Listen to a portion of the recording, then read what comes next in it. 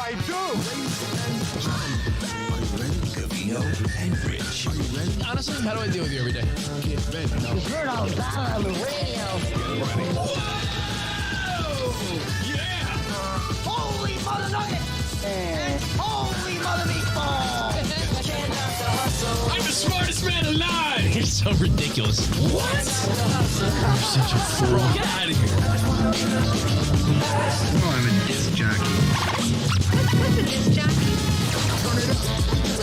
Here we go. Covino and Rich. Let's go! Woohoo! Yeah! Let the wild rumpus start. What's up? Well, Orale! we meet again, Vatos Locals. Forever. Cheers. Me and Rich, baseball lovers. Baseball lovers. That's what we are. Baseball's back. Look at us. We didn't even plan this. I know. Didn't even plan this. Just wore so my, pumped, so amped for everyday baseball. I wore my Pistol Pete, Polar Bear Pete Alonso shirt. Let's fucking go. I'm wearing my courtesy of Marianne from Brooklyn, New York Yankees baseball tee, and a watch my mom gave me. We be rocking now. Cause rocking out, it's baseball time. Oh yeah. Yeah, every day there's something. I said that as soon as you walked in. I said, you wake up. I'm like, yeah, what am I going to do today? Oh, yeah, baseball's on again. Oh, yeah, baseball's on every day. I start to get so spoiled that I'm mad when they take days off. But 157, 58 more games to go. I can't wait. How many did the Yanks play? 3, right? 3, yeah. Yeah, But I'm 159 assuming left. they started a day later, though, so I was factoring in. Yeah. They didn't shorten the season, right? No. Why No. would we? How could we be so lucky? Yeah. By the way, zoom in on this bad boy. Check out this watch. I waited for a special occasion. See that? Can you see that? The Yankees watch that my mom gave me. Looks like a watch. I think it's like a Danbury mint or Franklin mint. Either way, it's kind of mint. Did it come with a plate? Came with like a certification. Certification. A certification of authenticity. Good watch. I think I'm like number 35 of Hey, only 10. 500 made. Good job. One of those. Look at this bad boy. Look at that. Look at that spot. My mom's going to be so happy I wore it. See, I Los knew Yankees. he loved it. I knew he Here. loved it. Give it I do. to me. I'll put it on my close-up. Really? Yeah, it's dope. I mean, the battery's dead on it, but still, it looks cool. Got a rocket It's baseball still, it's season. still right twice a day. Yeah, it's right. Twice a day. Battery? No, yeah, I'm the worst with that. Look at that bad boy. Hey, look at that. Yeah. It's not Danbury or Franklin. It's Steve Covino. Mint. Put up some numbers on the right. It's like a home shopping network. Notice Yeah. the numbers. I love that thing, though. Got a rocket. And then the Yankee logo. Bottom center. You know what I do, Spot? I rock that all. Oh, and you didn't say the most important feature on the inside. It's wood grain. Wood grain. It yeah. has a little texture to it. Yeah, because it's like a baseball bat. Yeah. I'm ready for the season, man. And check me out, Spot. Give me my one shot again. Look behind me. I got this sweet Yankees mug that my sister Grace got me. Sweet Yankee hat that my buddy Nico sent me. Our buddy Nico sent me. Check it out. We're all ready to go. Got Mo Rivera on my desk. And by the way, the watch, people don't realize the second hand that goes around has a little Babe Ruth head. You know what I do, though, Rich? I was saying, when we have a meeting for Fox Sports Radio, I rock that to show them I mean business. Oh, yeah. To show them it's business time. Look at this. There we go. Oh, yeah. The shit is quality, though. It's nice. Look at that. Oh, there we go. Look at that. Oh. It's made from Derek Jeter's actual Louisville Slugger. Look at that. Spot, you're like a Price is Right model. It's a very unique timepiece that I'm rocking today. In tribute, if you're not watching, to baseball season. It's a baseball watch. Because we're the baseball bunch known as Covino and Rich. And we talked all about the season and what needs to change in baseball to make it better. Last night on foxsportsradio.com. One of our best shows of the year, you think, right? Because we're talking baseball. I think last night was maybe a top 3 show we've done on Fox. Only because we were all... Yeah, we were all goofy. We were all, I think everyone, including Steve DeSager, our nerdy sports update guy, even he made a joke last night. Like, it was one of those nights where everyone had at least 1 or 2 good punchlines or jokes. So foxsportsradio.com. Baseball's back. You know that corny baseball song? We're talking baseball. I don't. Louie and the Mickey talking baseball. Dude, how do you not know that song? I think I know it from you. They It's one of those things. customize it for every team. Well, baseball's back. We're talking baseball. If your team got off to a good start, you're probably feeling pumped. If your team got off to a bad start, don't worry, because like we said, there's 159 more games. Yeah, so enjoy that. Enjoy our podcast, foxsportsradio.com. I posted it everywhere, so after the show today, you could get your fix. Here it is. This will get you fired up.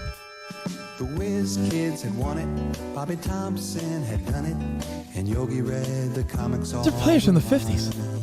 They change it. There's several versions, but this is the one. We would scorn. So down on the corner, the national pastime went on trial. We're talking baseball.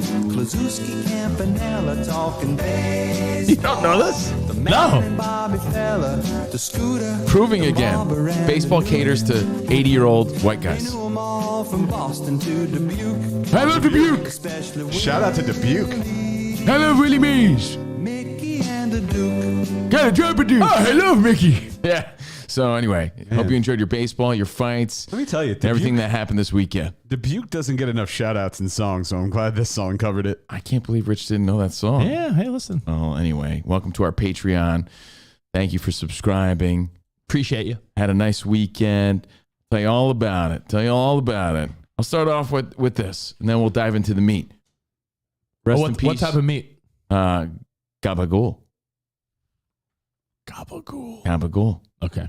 Rest in peace, Dwayne Haskins. You mean Capicola at Subway? Capicola. Gabagool. We'll talk about that later. Gabagool. But tragic death in the NFL Gabagool. Oh, sorry. over the weekend. Hey, Gabagoo.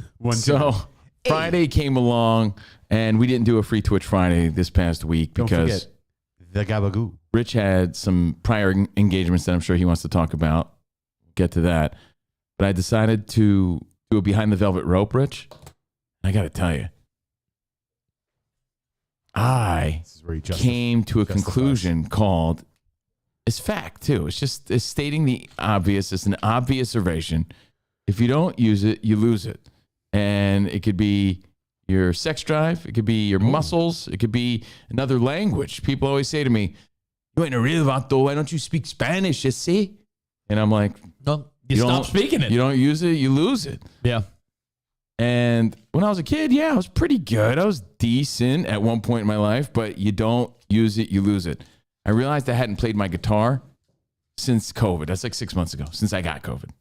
Damn. Yeah, I 6 haven't- months, you're already losing your skills? No, not that I forgot how to play. You got COVID fingers? I had COVID fingers. Oh! No, it's kind of like riding a bike, except you're rusty. It's not like you forget the chords, but your rhythm's off. Your fingers are rusty. You're not moving the same way. You're forgetting the chord progressions. Like, what chords are those again? Songs that you knew like that, you're kind of rusty on, and it takes you a minute to remember. And then once you remember, you're okay. But man, the analogy I gave was, because again, I picked up the guitar for the first time in maybe over 6 months. I didn't even realize it'd been that long, but I was thinking about it. The analogy I gave was, you know, when you take a break off from the gym, Mm-hmm. and then you go back and you realize how weak you got? That's how bad I sucked on our Patreon this weekend. Again, according to me and my expectations. However, I had a lot of fun doing it. So I did a behind the velvet rope on Friday, lithium style jam session. Again, I had a great time doing it. Before I knew it, an hour had passed. But I was like so amazed at how bad I had gotten. Again, it's just like going to the gym. Like, I can't believe how weak I am. And I just took 6 months off. Happens. Atrophy set in. You said guitar, Yeah. and the atrophy setting in. It's National Guitar Month, by the way. So Oh, Funny you should say this. enjoy your National Guitar Month. well. You know, sometimes you'll see something on social media, and you then say to yourself, I'll never find that again, no matter how hard you try. Like you saw some pair of cheeks, or you saw some funny prank or something, and you try to show someone, and you're like, wow, what search terms? How do I find it? Or who posted it? Who sent it? Oh, might be the most irritating thing. Yeah. I found what I was about to show you because you brought up guitar. There's a guy, an old guy, and it said the best guitar party trick of all time. Oh, Spot, where can I send this? Should I text it or email it if it's a TikTok video? Text it. Okay. I got to see it. And Because by the I way, feel like that's you- where my Rain Man skills The only kick in the thing- most. Like, I remember things like that. Just a video from your phone. That's it. I have a special set of skills. You want to hear my latest, Rich? I discovered my special set of skills. You have a particular set of skills? Yes. Skills- I'll explain it. Skills that would make someone like me afraid? By the way, and they're not guitar skills because mine are very average. Yeah. But I had a lot of fun playing. If you missed it, Behind the Velvet Rope Patreon, check it out later. No way. I did that on Friday. It was a lot of fun. Stop justifying. It's not justifying. Because you have I'm abilities okay. I'm good. that if Rich or But I picked up a guitar, I was bad. would make us look like schmucks. Yeah, but bro, I've been playing since I was 17. I was set of expectations. I don't think anyone expects you to go up there like fucking Jimi Hendrix. I mean, But I you're- could be. You're still I've pretty played good. a long time. You're still pretty good. Yeah, I was not as good as I know I am, but I had fun. But again, it brings up lots of points. My Rain Man skills, Rich. If I said name a Dolphins fan, give me one. Mauser. Right. If I said name Washington football team fan, Charles in West Virginia. nice. If I said name a Raiders fan, My mom. right? Yeah. You've developed a skill where I can name any team.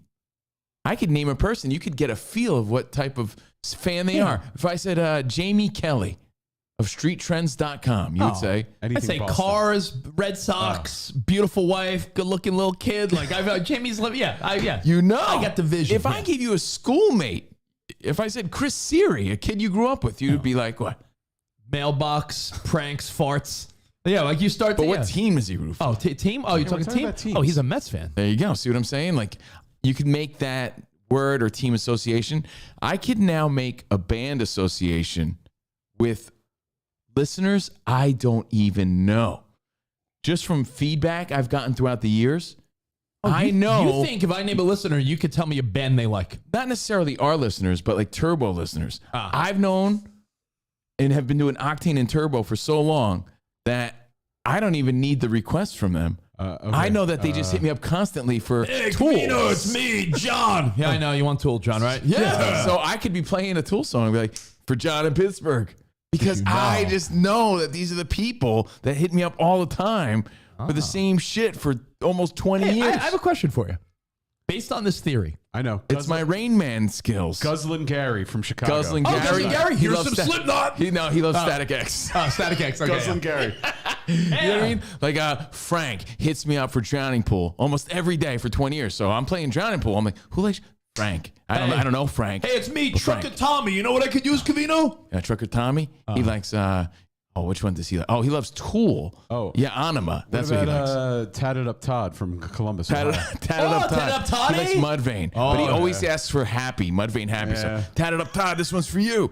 I have a word association and name association with listeners that I don't even know and have barely met or have just seen on social media and what bands that they like and they want to hear. I'm able to do that every night. Do you think Crazy. What about Rockin' Roger from Denver? Roger like Stained. He always asks for Stained. Rockin' That's weird. Rogers? He's like, yo, it's been a while. Can't get enough. Can't get enough Stained.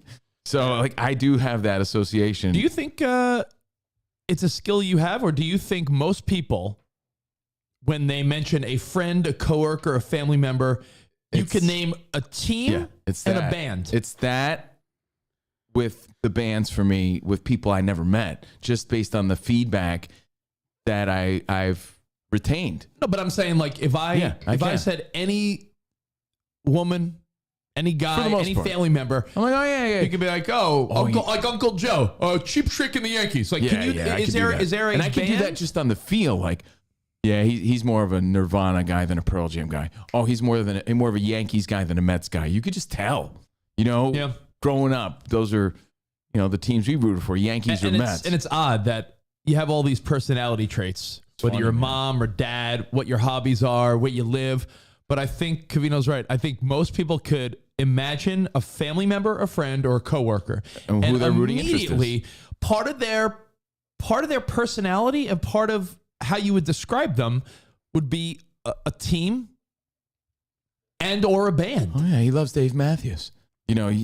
I'm good at that, but I'm also pretty good at guitar, and I Like, feel even like guys my that- skill you know set it went back a little bit. Even guys that don't like sports, there's something identifiable about them. Like if you said Spot, I'd be like Coldplay, Harry Potter. There's always one or two things in the pop culture There's an or association sports you world make. where you associate. And Spot will tell you, those are usually the annoying things people will hit you up about. Yeah. Like if there's a new Harry Potter story, Harry Spot Potter. probably gets 20 DMs in the first minute that story comes Harry out. Potter, Golden Girls, Beards. Beards. Those are the gifts And that you Coldplay. get And as Cold- well. and Coldplay. That's why I got this Yankee watch, because I'm associated with it. So yeah, I have a particular set of skills, some Rain Man skills that I'm proud of. And again, one of those skills are like I could play a song and sort of remember how to play it. But I realized that I did forget a lot, or I wasn't as polished as I used to be. But I had a lot of fun, so check that out. Behind the Velvet Rope, as I jam some songs Lithium style, because I've been on Lithium playing 90s songs on SXM Channel 34 for the past 2 weeks. You're so designed for that channel. It's sickening. I really am. By the way, I agree with Renee on our feedback. If you don't know, and it's a stranger, if they're an asshole, you could assume Yankees. You can. Yeah. You can. Oh, You wait, can wait. He likes Yankees and Metallica. Yeah, Yankees, Cowboys, and Metallica? Oh, yeah, you're an asshole. Okay. Yankees, Cowboys, and Metallica? You I see thought someone so. they're wearing Birkenstocks, you're like, this is Dave Matthews guy for sure. You know, Dave Matthews probably likes likes a fucking lame team. The like, Dodgers. Yeah, he's the Dodgers and Dave Matthews. guy. There you go. You know, you could make that assessment. Unless it's the guy that fixed your car who was wearing a Kiss shirt and didn't like Kiss. Thank you, I'm Key. Then again, yeah, sometimes you're wrong, and it happens. Well, to wrap up your guitar behind the Velvet Rope, which is definitely worth watching, Yeah. Tier 2, Covino, it's jamming not out. a justification. I was trying to learn a song. I was trying to actually learn a song while jamming out some requests. Yeah. It's And odd, you know. I played some Foo Fighters. My dad is like, oh, Covino's got some skills, just not my genre. Right. It's so weird. My dad likes new music. My dad likes old music. My dad's not that guy that's stuck in his generation. Right. Like my dad's favorite artist right now is probably like, if you ask my dad right now, he might be like, I like Ed Sheeran and Dua Lipa. Like he keeps up on new music. Right. But for some reason, 90s rock never connected with him. I don't know why, because It was darker but melodic. You know? maybe because my dad's sort of like a very upbeat, like party guy, drinking and partying, and he's like, Nirvana is a little too dark for me. But that's what's cool about that era, though. It had grunge, it had the new metal. Korn started in '94, and 9 Inch Nails and things like that. You had the swing scene. You were jiving and wailing at one point. Maybe my dad was jump jiving and wailing. Yeah. You know, you had that Britpop invasion. You had Oasis and Blur and things like that. You had a little bit of everything. Yeah. But you know what's interesting is that when you analyze your parents' friends and their people, it's just like you and your friends, how we have different tastes. Yeah. Like my dad's best buddy, Nick, my godfather, Nick, Mets is a huge rock guy. Huge rock Like guy. a huge rock guy. And like my dad's like, maybe we go to concerts. And I'd be like, no, thanks. So, I mean, yeah, I think you could identify people based on music, sports. You're right. Now, to wrap this up, Spot, can you play what is considered a great guitar party trick? It's some old dude that sort of plays the guitar, but it sounds like he's doing 4 parts, but with one guitar. Like I gotta see this. His hands are just like. I mean, you might say this is fucking not true. Because, Great party trick, but it's probably impossible to do. Yeah, take a look at Based this on old what you're cat. saying. Ready? I'm Tommy Emmanuel. I'm a guitar player from Australia, currently residing here in the United States. And I just wanted to say that I've been playing guitar a while, and I figured out how to make arrangements of songs and make myself into like a band situation in my head.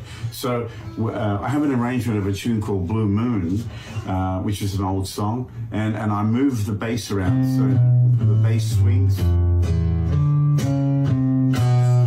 like that, and then I add like a drum sound, then I add rhythm,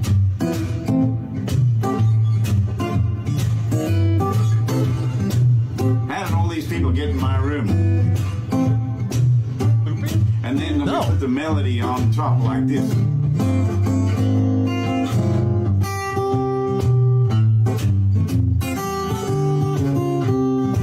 That's pretty dope, yeah. He somehow 4-parted his own guitar. He could even use more of the guitar and bang on it a little bit. Yeah. which you see a lot of people do, but he's great. Is that pretty cool? Yeah, it's awesome. I thought as a I love guitar it. fan, you would appreciate that. Oh, yeah, I love it. So I'm so confused. How's he doing that? I wish I'd I get know, more it's of those fun. I'm like, videos. I'm fully amazed. He's keeping the tempo by doing a little tap, right? He's got the bass line, and then he's just adding to that. Like, to me, I kept trying to look at his fingers. I'm like, yo, he's moving and doing different things. And great party trick for sure. Damn. You got to be skilled. You have to have the skills. So check the Behind the Velvet Rope later. We're trying to do more of that. Give you something cool to watch on your downtime. Thanks for all the comments. Behind the Velvet Rope on our Patreon. That's tier 2. And remember, we have tier 2 plus. That's for tier 2 and tier 2 plus because we got some old stuff that we're posting. We even posted an old Foo Fighters interview we did with Taylor Hawkins for your listening pleasures. But hope you enjoyed your weekend. Hope you enjoyed your fights. I picked up on something else too because I believe it was Friday night. I went out for a dinner. Right? And Rich, I've said it before, but I'll say it again. There's a common theme in the air. Common theme. Common way that I've noticed. But it's so spread out that it's factual. And here's who I feel bad for. So I've noticed something. I've noticed that when you go to your favorite restaurants nowadays, right? Because I went for like a late dinner on Friday. When you go to your favorite restaurants, a lot of the food quality is still the same, but the service is garbage. Where'd you go? An Italian restaurant. But this has happened to me so many times recently. And think about how often we've been getting out and about. For me, just recently, for the most part, so I'm noticing a common trend. The trend is the food's delicious, but the service is terrible. Yeah, no, that's been that way for a while. I've been out and about. Noticeably terrible, Rich. So I'm like, do the people in the back who are putting all this effort and love into the food realize that the people on the front line are doing nothing to help the establishment or make it look better? And when you're going there for a good time, like they're not adding anything to the experience. If not, they're taking away from it. It's really bad. And I'm like, the only reason I'm coming because the food's good. Everything else sucks. And I've noticed it more and more in recent history. Lack of workers. And I don't think this is one of those Kim Kardashian, no one wants to work. I don't think it's that. I don't think people are... Get off your ass and make a porno. I don't think people are sucking off the teat of the government anymore. Those stimulus things, that's all gone. I just don't know who wants to work at these places anymore, right? Like a great example, Covino, wouldn't even be probably a nice restaurant you went to. IHOP, Denny's, Waffle House, like all these like chain breakfast spots. Have you gone to Denny's for their endless breakfast yet? No. And it's endless cheesy eggs, hash browns, and pancakes for $6.99. I'm surprised you haven't gone yet. No, you go to IHOP and when I tell you, they take your order. It takes like 40 minutes to get your food. And then they bring it out sort of cold. And their attitude. And I'm like, that's not the chef's fault. There's just like one runner. The very, like, what's the word I'm thinking of, Spot? Like, you could tell they don't care. You could tell they don't care at all. Cavalier attitude. Very cavalier, not passionate about what they're doing at all. And I get it. They're waiting tables, but we're there for an experience. We're there to have a good time. And know what bothers me? I don't even get mad for myself. I get mad for the cooks that are putting all this effort into putting something quality out there. I don't feel bad to for the the owners. Cooks. They're not being judged by this, but it is probably. What are you talking about? They're not being judged by anyone. They're not getting it takes away from the experience. The owners of the establishment bothers me, but I feel bad for the people that work really hard to go out for that Friday night. We have a cush gig. We put the time in, but we love what we do. We have fun doing it. Think about the person that works really hard to take his wife out on that Friday night. And it's not even a high-end place, but he's doing his best just to make a fucking night of it.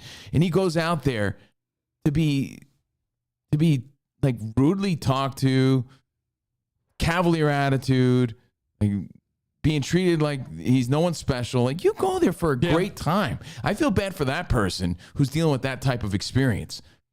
Not me. I get angry about it. I was so angry. I'm like, she was the worst server I ever had. I think I had the worst server. The worst. No personality. Jordan's like, I would love to see you. But she agreed. She was just saying she loved to see me. I'm like, that would be fantastic. I would do my job. I was great. I was very kind and friendly to people as they came into the establishment because they're there to have a good time. Some people barely ever get out, Spot. Imagine dealing with that the one time you go out a month. I also think it's like I agree that the people going to work are annoyed because they realize over the last 2 years it's like, why am I working for nothing? Maybe that's the real reason. I also think people have also become shittier. Like the patrons have become shittier. And I think it's creating this vicious cycle of like vicious feedback cycle. Maybe. Where the workers are like, why am I going to deal with these people shit where they're treating me like shit and they're barely tipping me? Well, then service industries are going to suffer, man, because I don't go and nobody goes to an establishment to deal with your attitude and your lack of service, and you're sitting there and you got no utensils, no one greeted you. You're like, it's bad training, but it's bad. also it's you know what, we're at a weird crossroads. And remember how I said I was rusty after 6 months? Yeah. And I couldn't play guitar. Yeah. You know, servers are rusty since the restaurants just opened up like not that long ago. Is it like they forgot how to do their job or something? Listen, I was in Long Beach, California all weekend. Yeah. And I sat by myself. It was just called Beach until I went there. Until Spot went there, it's just beach. Short Beach when Rich got there. So I was at Short Beach. I mean, I was in Long Beach, and I sat at this little Mexican restaurant. When I tell you it was like a sassy joint, it was like a nice spot, but I was there at an off hour. So off hour meaning like it wasn't even busy. I was killing time, having a little lunch between. You said it was sassy though, right? Yeah. So there's an expectation. Yeah, no. You also have to be realistic. Meaning I had a steak quesadilla that Right. was $18.99. So it wasn't like a little Chipotle or Moe's or one of these. Yeah, It was I'm like, not saying I expect a fine dining experience with quality service at Applebee's. I sat on this little front cool little balcony area. There was like 3 people in the restaurant. It was probably 4 in the afternoon, off hour. Steak quesadilla and a water. That's all I had. I didn't even have a drink. I was in between gigs for Sirius XM. When I tell you to get a water refill or to ask for a little side of salsa, I was like, "Where is there anyone working right now?" And no joke. And it's such a common theme. when I asked for a water refill, when I tell you, I got to look like, hold on. I'm like, hold on. I'm paying like $20 for a fucking quesadilla. Please refill my water? I get it. It's a service industry. Spot touched on it. People don't have pride in their work. They don't want to work. But here's the reason. Spot, can you go to Gary Vaynerchuk's Instagram page? Yeah, it's happened too many times and too short of a span what's interesting, for there not to be a reason or a common theme. But I have the reason. And I can't wait to hear it. The reason... You know, I feel like your dad, Rich, too, when it happens. Oh, this is just terrible. It's terrible service. It's just, food was fantastic, but service is terrible. I'll show you where, Spot. Alex Berman says, pay people and they'll have pride. And that's sort of what Gary V's getting at. If you scroll down on the left, Spot, it's like 4 or 5 columns down. But that's not me. There he goes. Piss me off. That's not the guy at the restaurant's problem. He's just there to enjoy his Friday night. Oh, no, I know. That's what's the shame customer about it. is the one where it's the shame because the customer now is almost like, oh, I guess I just have to accept mediocre service, whether it be at Applebee's or the 5-star restaurant. Dude, think about it. Like, when you go out and you're spending your hard-earned money, you might need that great experience. You're just trying to connect and bond with your loved one, have a nice night. And what could have been a nice night is just a night. Also, the food was good. There's a few things at play here. Set your expectations. If you're going to teach, if you go realistic. if you go to like your Uncle Joe, I'm sure you mentioned this. He's bad at that. No, but I'm saying like your Uncle Joe will go to like Fridays and be like, "Yo, babe, my steak is not perfect." It's like, Joe, it's an $18 steak at Fridays. You're not at Del Frisco's. He'll complain about the service at a weak place. That's not what I'm saying. I'm saying I've noticed a common theme where the quality of the food does not match the quality of the service. That's really what I'm trying to say, and it's really noticeable. Until people are paid the right way, they're not going to take pride in what they do. And Gary Vaynerchuk... But you're such a baby bitch, you take it out on people that... Take it out on your manager. I don't think... Take it out on people sitting there. I don't think they take it out on you. I think they're just unhappy in general, and you're just collateral... Like damage. I told you. Remember, I went to the joint that the chiropractor place. Remember, I told the story where the girl was incredibly rude or mean to me, and I just chalked it up to like, Yeah, she just must be like breaking up with her boyfriend. She's on her cell phone. She's on her smartphone, angrily texting. Her boss was yelling at her. I'm like, yo, people are just unhappy at the workplace more than ever. It's like an unspoken conversation. Everyone. Hey, man. As you know, I teach yoga on the side. Yeah. And I feel like a lot of people do it for a living as their primary, and like they don't get paid well. It's basic. It's pretty good, but it's not as much as like other studios pay. So you can tell that people are kind of putting in the bare minimum. You do it because it's a. I do it because It's a hobby. You stay in shape, and it's a few extra bucks. Bare minimum is like you're hitting the nail on the head. But that's what I'm saying. Bare minimum sounds like a good name for a strip club too. Hold on, that's what you're getting. On Friday nights I teach the last class of the day. When you teach the last class of the day, you close. So I close on Fridays, and every Friday night I spend at least an extra hour at that studio, like cleaning, organizing, putting everything away, making sure it looks nice. So on Saturday, it's good for the weekend. I know that no one else does that. There's 6 other nights where people are closing. No one does it. No one's. I've actually left after the last. I've taken the last class of the day for Tennessee +1 for other people, and I've seen that I've left, and but as I'm leaving, they're like walking out behind me, like 10 minutes after the class. So you know they're not doing it. So I know they don't give a shit. It's like no one takes pride in Yeah, what you know how bad you have to be to notice, though. You know, but are these residual effects of COVID, not the sickness itself, is this residual effects of like, hey, we were home and a lot of people were unemployed or people were working from home that now people are like, this whole going back in the workforce thing, I don't like it. It could be There's all gotta that. be a reason. It's noticeable, and I say tough titties. And get to work. I hate to stereotype or make a blanket statement because I know there are diamonds in the rough in the industries, in retail, in food service. There are people that do bust their ass and do take pride in what they do, but they're few and far between. The minimum wage anywhere, I don't care if prices go up because prices already went up with inflation. No one should be making less than $15 an hour. How do you expect someone to work? I agree. Hard or really want to work or care when they're making like $10, $8, $9 an hour? Like, well, guess what? But I gotta be honest. Your level of work and effort will never get to $15 if you're putting in fucking the bare minimum. You think they're gonna get rewarded? Eventually, you're gonna move up. The cream does not rise to the top. Let's say you work at McDonald's, right? And okay, so they crusaded to get the Who's ever going to promote that person? They crusaded to get the minimum wage. You think they're going to get promoted if they're a good waiter? Hold on. They crusaded to before the bad one. Yes, they crusaded to get the minimum wage up to $15.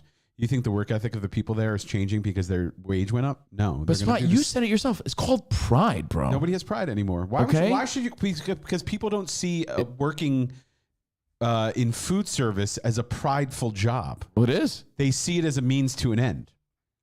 So then you're ruining other people's night. Find another job. Spot. People with degrees, as Rashawn pointed out on our feedback, people with degrees are making $15 an hour. It's not the consumer's problem. It's not my problem when I'm going out on a Friday night. Yeah, but you know what? It's not the consumer's problem, but maybe it's becoming the consumer's problem because it's such a big issue. Play this clip from Gary Vaynerchuk, and you might disagree, but I think he's, as you would say, right arm. Who was that your buddy Mark? Right arm. Right arm. Derek Jeter style.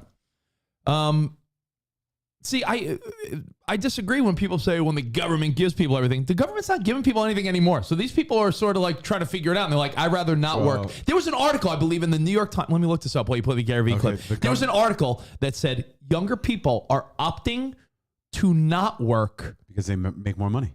No. Opting, they don't, Spot. There's no perks of unemployment anymore. They're not making more money. Unemployment still exists. But they're not getting these Biden bonuses they did in the beginning of the pandemic. But what I'm saying is, but maybe that's the aftermath. I'm gonna find the article. It says that people are opting to. They rather be unemployed than work in a low-paying job they don't like. So while you take the phone calls, while I look up this article, people opting. You're never gonna get anywhere in life, though. So. Yeah, it sucks, but so the alternatives to do nothing, you're really going to get far doing that. Bro, I'm with you. I have 3 jobs. But again, you have 3 jobs. I don't expect anyone to be happy with the minimum wage, but you and your sourpuss are never going to fucking advance with your shitty attitude. 4 jobs. It's yoga, my freelance gig, Fox Sports Radio. 4 jobs. Yeah. I mean. And candles. 5 jobs. But what I'm saying is we all, I mean, yeah, we work in a different industry, but we have multiple jobs and multiple streams of income to live a good life. People don't want to work one job. And I'm not being the old guy that's like, hey, get off your ass and work. There's really no incentive for a young person to work. Look at this clip from Gary Vee, and then we'll discuss. I disagree, but I'll wait. But I'll wait. Want to hear Gary? Me off. Bosses get employees and as if like they're there to serve them. It's fucking crazy. The entitlement by small business owners and managers is obnoxious. These are fellow human beings. You have people that own companies that I expect my people to work the way I work. I'm like, are you giving them the same money? The fuck are you talking about? Fucking bosses piss me off. What about a level of pride? I mean, he's just totally. But he's making a point. He goes, people. So what about an expectation you set for yourself? You know what I mean? That's what pride is. People don't have that. I would never want my work to reflect something other than what I really am. Like that's horseshit. That's horseshit mentality. You know I agree with what he's saying, but what about the other part? He's leaving out a whole other part of that conversation. There's no self-pride? It took me a long time to figure this. There is pride.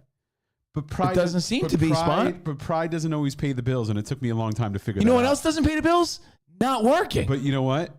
You're never going to advance. Sometimes, and I hate to say, let me give you the opposite point, the opposite viewpoint.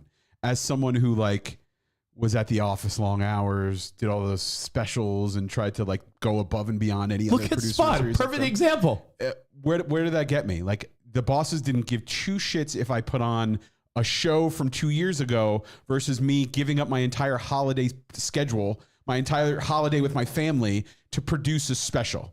So doing the what's the answer? minimum, doing nothing? No. So doing nothing is the answer. No, it's not the answer, but you can see where people get discouraged. Spot's saying that you're taking it out on the wrong people. No, but of course, but what Spot's saying, he's just an example. Spot's saying Yes. of course, and which is why he did it. But Spot's saying, rewind 5 years at SiriusXM. If he did a Covino and Rich, ridiculously well edited, took him days to do, year-end best of, and the listeners loved it. He did it because of his pride in the listeners and our show. But guess what? I guarantee you. He worked extra hours to put that together. Let's say the producer of, name any of the show, Bennington, at the time. They, on a holiday, you know what they would just play? Hey, just pick a random show and put it on. That producer is still working there. That's what Spot's point that is. effort is reflected in the subscribers we have today. I don't think people are following fucking Bennington wherever he goes, even though he's great and I love him. I did that for myself, and I did that for the listeners. But at the same time, that's still knock on him. That was the example. The day-to-day content was still the same. It could have just been replaced. Agreed. But what I'm saying is, Spot's example is just a small one, Covino, where my boss didn't care. My boss's boss didn't care. My boss's boss's boss didn't care about anything that I did on a day-to-day. Truth. As long as you guys showed up and did your show. Or something was on the air. As long as there wasn't a dead air alarm, that's all they cared about.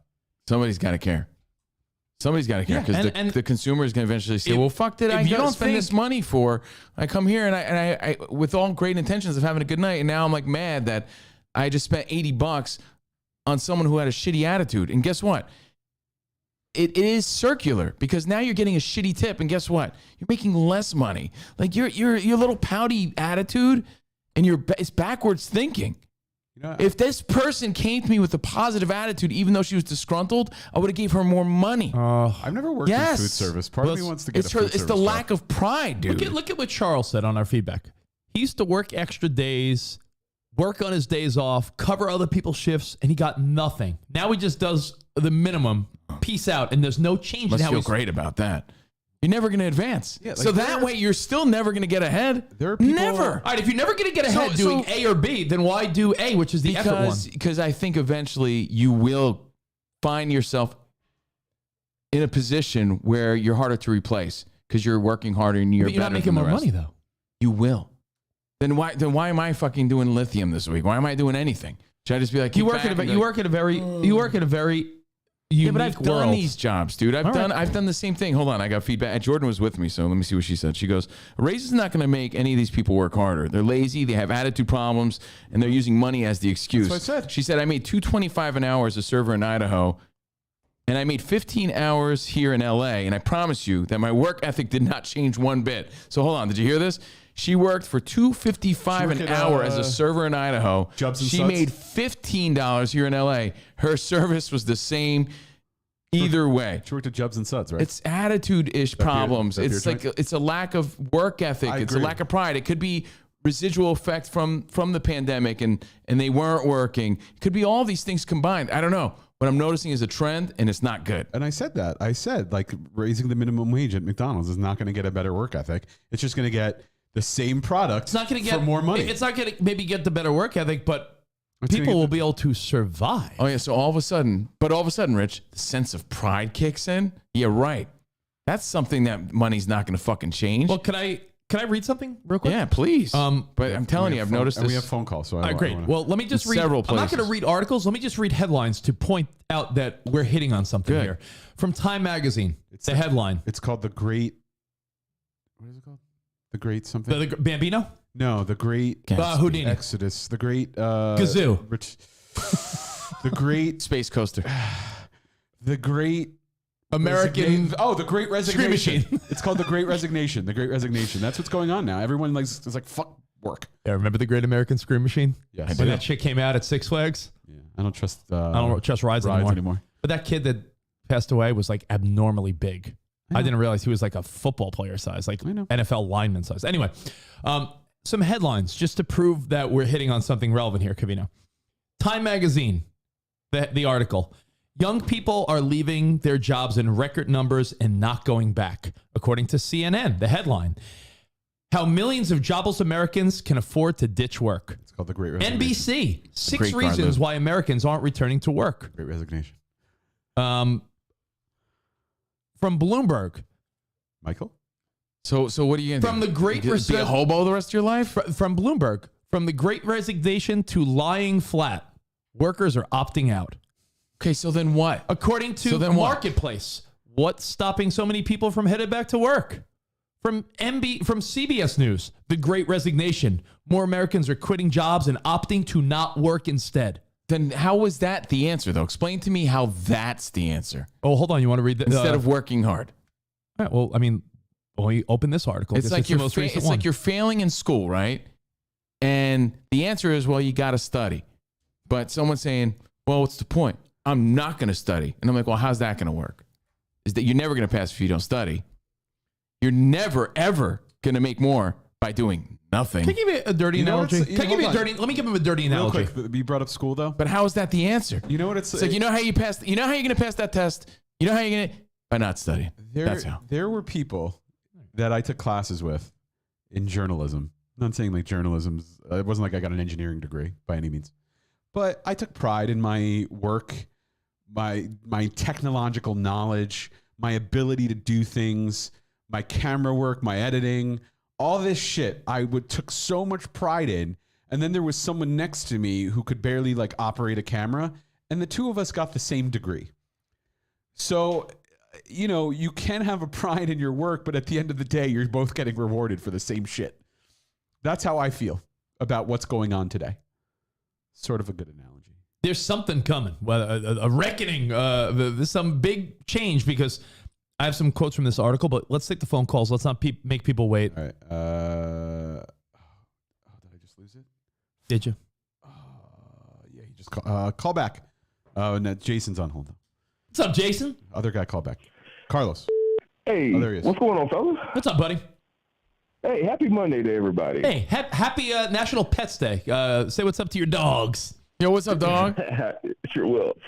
Hey, so just wanted to give a little bit of feedback on what Covino was saying. Covino, your perspective. I hear and I understand your perspective, and I think you're looking at this at the as far as the responsibility being on the employee or the worker to kind of sort of you know figure it out. And hey, look, it's the only answer because there's no answer in doing nothing. There's no answer in doing nothing. Doing nothing gets you nowhere.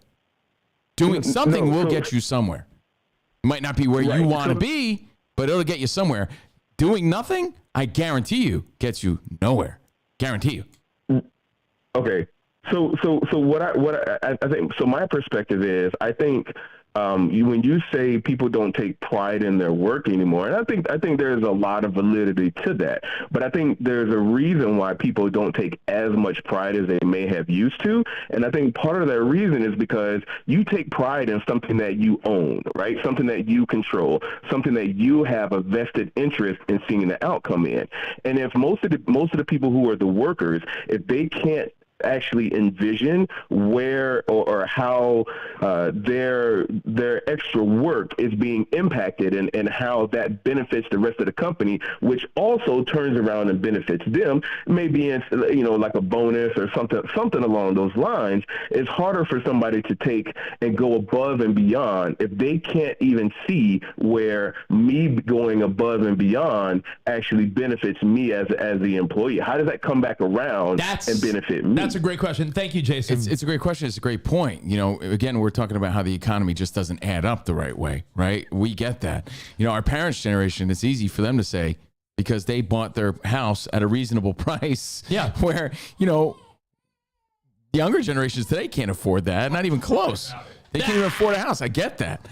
It doesn't add up. I understand they need a higher minimum wage. I'm not denying that. No, what Jason said was very interesting, and I know a lot of people will agree or disagree with Jason on the regular. Very polarizing guy. Yeah, I love Jason. I don't agree. But what he said is true. And forget the money, forget the pride and all that. It's if people don't see the difference between if I do the bare minimum or I go above and beyond, if they don't see a difference in the payoff, if they see a difference in the payoff, Covino, then there's motivation to work. There is a difference, though. I'll give you this small example. What is the payoff? The payoff is this girl who I'm talking about from this weekend, right? Which I've noticed time and time again. Got another call. If she would have worked harder, she would have made probably $10 more than what I gave her. That's not a payoff? It's not only server jobs, Covino. If some guy's sitting in an office or at a store or something, and he's like, if I do nothing, he's going to get fired. No, he won't get fired. Eventually he will. I Jesus guarantee Christ, you're so off on this. Really? I will guarantee you every fucking dollar I have that if you do nothing, you'll eventually lose your job. Do nothing? If you do something. No, bare minimum. He's saying if I do the bare minimum, I'm good. But doing the bare minimum, will you ever get ahead? Ever. Will you ever get ahead? You sound like a corporate guy. What's the best way to at least try to get ahead? You sound like the boss. But what's the... You sound like the boss that's full of shit. Because I'm a hard worker deep down. You sound like the boss that's full of shit. I'm sorry, man. And that's why you're going to lose your job to someone who's going to be willing. Dude. People ask me all the time. People ask me all the time. People ask me all the fucking time how we got to this point. You know what I said? I outlasted everyone else that gave up. Give up and be a little baby bitch. It's going to get you nowhere, I promise you. I have a thought, but let's take a phone call. But hold on, let me finish my point. And like guys like Casey, you're saying, I don't normally agree with Rich, but goddamn, you're hitting on the head. Oh, wow. Because you know why? Bunch of crybabies. Not working hard will never get you anywhere. I promise you. I promise you. Well, guess what? You don't want to hear that? Then be a lazy fuck. Some jobs are different than others. There are jobs, you might not agree with this, but there are jobs where, let's say someone gets hired for making $18 an hour in a factory. I don't know. Right?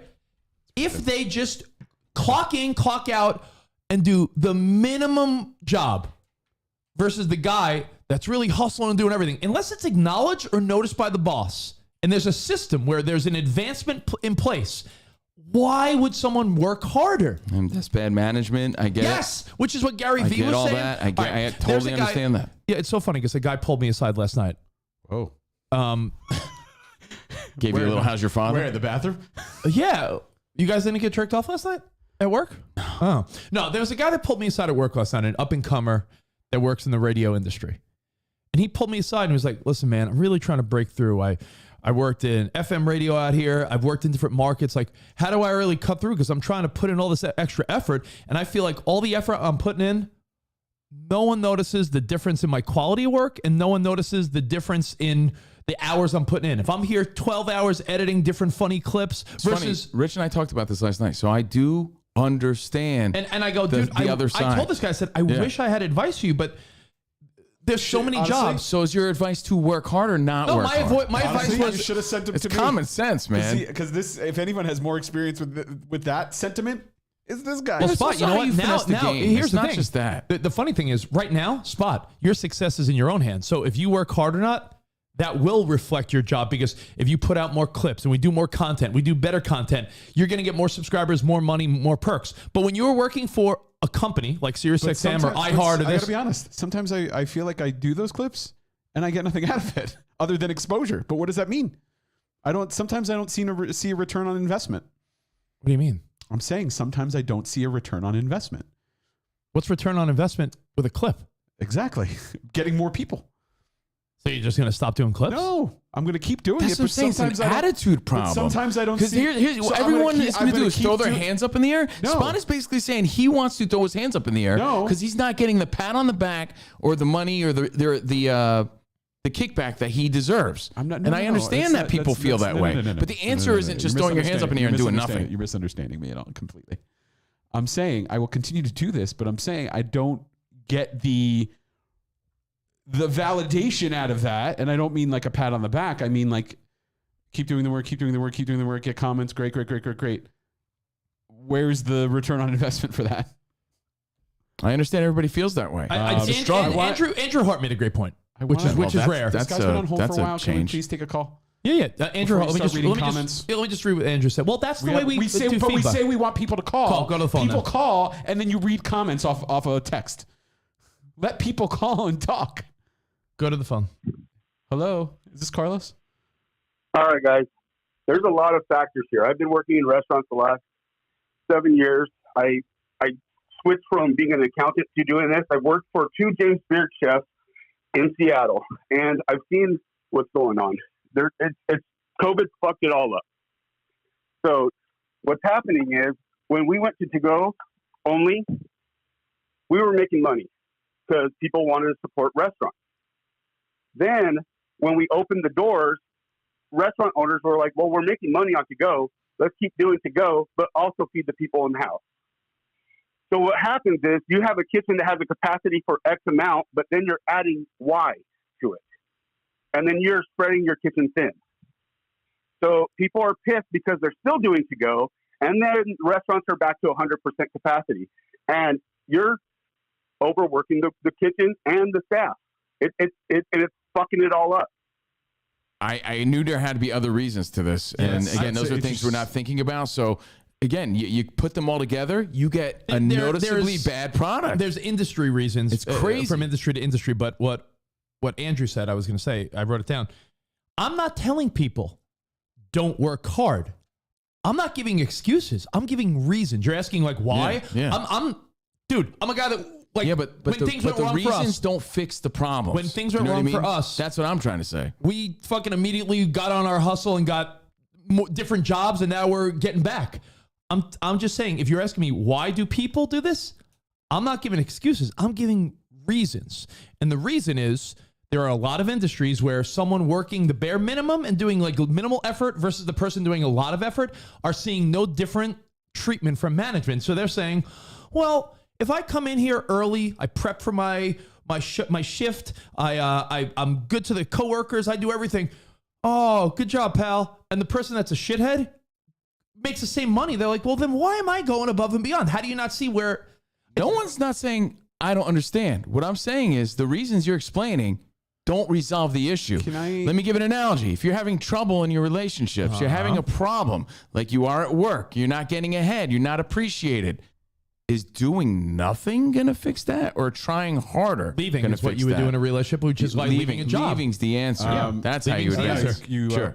That's called giving up all the time. You pose an ultimatum. I wasn't saying. You pose an ultimatum. You pose an ultimatum. I wasn't saying you quit. Then quit. Then quit because you're ruining the experience for other people. You just proved your own point and didn't realize it. No, I didn't. I'm saying if you're going to try to fix it. When things are bad in a relationship. When things are bad, you leave. That's the wrong mentality to have. That's so fucking dumb. This guy fought for his relationship. By the way, you try to fix it is the fucking point. I believe, and if you're going to try to make things better by doing nothing, you'll never get that result. So I understand why, and I appreciated that call, but doing nothing will never, ever get you any result. I mean, that's common sense. I believe your mother's on hold. So I don't want to hear the last thing I need is like our listeners battling with my parents. I have a thought as to why I have a thought as to how we've gotten here, and I'm going to share that thought, and you're going to listen to it.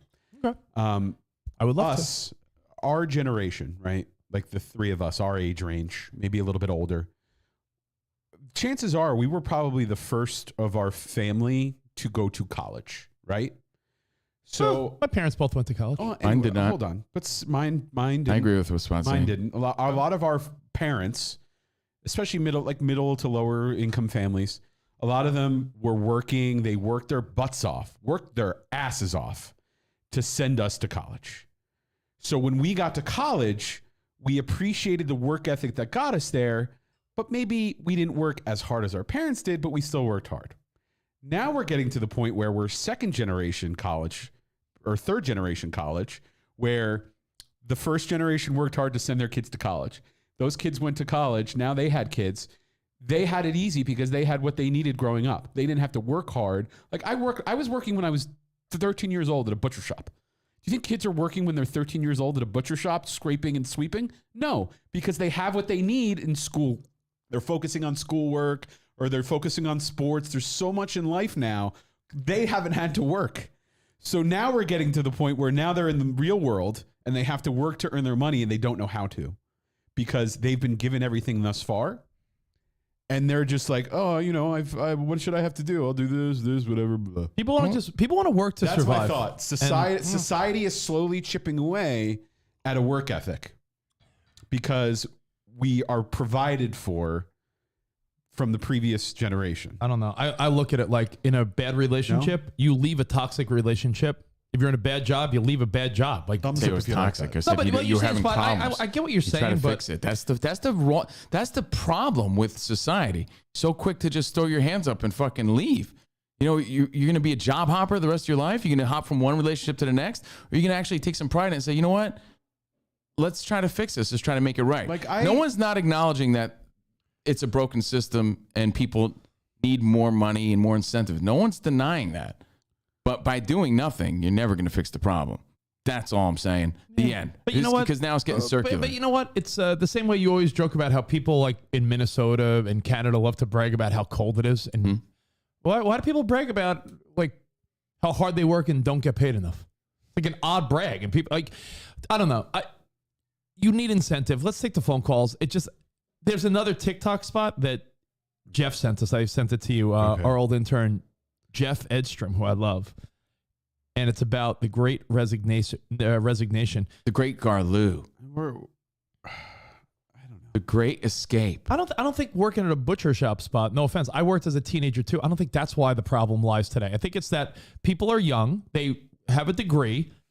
They realize like they're not getting the jobs they want. And they're like, you want me to work an hourly job and be disrespected and with no advancement? Like, I wouldn't want to do that either. Please, because I want to say it again to Jeff, and I love you, and to Andrew, well, you fucking ninnies.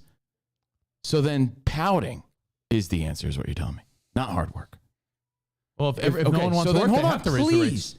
Please, then pouting. Please tell me how, please, because I've said it 50 fucking times. Please tell me how doing nothing and acting like a baby bitch and taking it out on consumers and other people just trying to, you know, shop or dine. Please tell me how doing nothing is the answer. Please tell me. I'll tell you. Yeah. If people refuse to work for that rate, they'll have to raise the rate. Okay. If no one wants to work, then workers should go on a fucking nationwide strike. Well, that's why unions do go on strike. Well, then they should. That's why people don't work. If they can't find with that mentality, if you have any sort of problems in your relationships, just fucking leave them. If no one leave. It's doing nothing is the answer for today's problems. If no one wants to work. My friend Johnny, he used to work on the docks. Johnny used to work on the union's been on strike. He's down on his luck. It's tough. So tough. Gina, you know her? Oh, she works the diner all day. I know. Working for a man. Jason, I listened to you when you called. I didn't disagree with anything for once. I don't know. Jason says, I don't listen to anybody. Really? I've said the same thing 50 times. No one gave me an answer until right now. So the world needs to go on strike. If fucking Cactus Taqueria on the corner is like hiring, and they're paying like $12 an hour, and no one's taking the job, eventually they're gonna have to be like, all right, $15 an hour, all right, $20 an hour. Like that's what workers are saying. I'm not gonna do it. I'm not gonna work. Then guess what? America is a bigger problem. Stop letting illegal people here to work for these prices, because that's why they're not raising them. because people are willing to work for those prices. You're not. There's a deeper problem there then. If work ethic meant anything, you'd have Benny's. Who? You. No. Maybe want to take accountability spot? Maybe I didn't play the game right. Maybe I didn't caress management the way I should have. You know, maybe Rich really did what he was supposed to. He's a bit of a brown noser, but he's got benefits and he's got a full-time job. So maybe I could take accountability and say, hey, maybe I could have done more. Instead of crying like a little baby bitch all the time. Doesn't mean you need to be happy about it. Valid. Not happy about it, but maybe you could look at and take some accountability. Instead of pouting and doing nothing. As they say on South Park, they took our jobs. I respect that. I want to take a phone call? Yeah, sure. And then I want to read an excerpt of this article, and then we'll move on to something more happy, because I want to talk about a new type of boob. It's not that it's not happy, Rich. It's a real and noticeable. Can I give you the analogy real quick? I used to boot, but then you know how I get mad about lazy Gary Sanchez, who's now a Minnesota Twin that hit a grand slam this weekend for the Twins? Yes, lazy What would Sanchez. I say about him? I would always say, I hate how he plays the game. He plays so lazy. But Rich, he's so noticeably lazy. He's so noticeably bad. He's so noticeably lazy behind the plate and when he runs the bases. You know how bad you have to be noticeably bad? That's what I'm experiencing now that we're out and about. I've noticed this more and more at every establishment. I'm like, the food, the only reason I'm coming here is because the food is great. But the experience is terrible. That's the common theme. But you guys, see, there's guys that hit us up that I disagree with completely. Like Jason just hit us up. Not Jason in Tampa. Another Jason. Jason Nichols said, society rewards mediocre. And they don't at all. That's the whole point of this. Mediocre is not being rewarded. Society rewards dances on TikTok. Yeah. You're right about that, Spot. You're right. We're rewarding all the wrong things in this country. There's a bigger and deeper issue for sure. And we're just exploring it. You know but you know what it comes down to? So much of the feedback is like, well, that's why you do nothing. You know what it comes down to? Get out of here. Know what it comes down to? It comes down to one issue that's like a bigger thing than this whole conversation. And that is the pay gap between the highest level bosses and the employees. Used to be like this. It used to be like boss, employee. Right. Now it's like boss, employee. And then it's like boss, employee. Like, I'll give you an example. At SiriusXM, this is public information, so I'm not shattering the glass here. You're right about at that. At SiriusXM, a coordinator, a kid that probably loads music in. I get a book that shows what the I mean, if you have stock in a company, you know what the board makes, right? Mm-hmm. So we're talking about a company where, and like the entry-level folks that are loading the music and programming the channels, and this is for not just Sirius, Spotify, Pandora, iHeart, the lower-level people making like $50,000 a year. Meanwhile, you see in the annual reports, which is public information, that like the presidents and VPs and CEOs are making like tens of millions dollars in bonuses. Yeah, it is wild. So it's like that's probably the biggest fruit of the issue. $50,000. $20 million.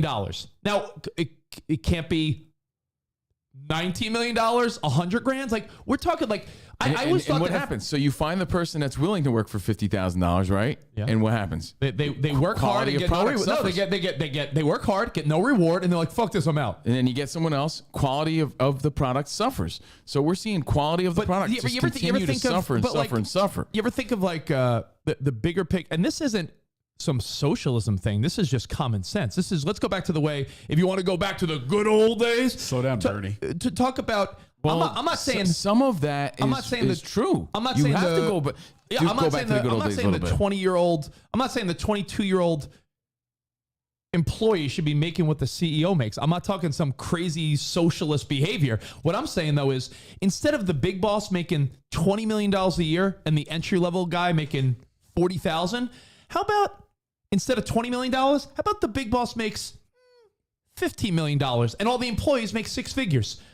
You're trying to tell me that's not crazy? Howard Stern gets $100 million and some kid working 10 hours a day makes $40,000? I mean, Howard Stern makes $100 million. Covino and Rich don't have a job there anymore as a show. I mean, so we understand.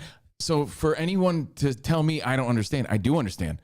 I'm pointing out that it's noticeably an issue, noticeably a problem, and I don't think doing anything is the solution. So, But you want to call? I agree with everything you just said. Covino's mom? She said she keeps calling, getting hung up on. She's So not I do gonna- want to hear from her. I feel like her phone keeps dropping out because I keep her on hold. Tell her to call back. Again. Call back again. Call back again. Call back one more time. But I keep her on hold and you keep talking. And you know what? People like our parents' generation. Yeah. And no, people like our parents' generation, and with They're all a different breed. No, with all due respect to your mom and dad and my mom and dad, they lived a very easier life than us. But they also worked They worked very hard, but they lived a very easy life. The easiest. No, it just easiest I wouldn't say it's generation. easiest. I would say things Hold just on. made more Answer the sense question. as far as the Answer the economy question. and what they could afford and what they were able to buy. But they answer the worked question. very Who hard. lived an easier life than our parents' generation? I'll wait.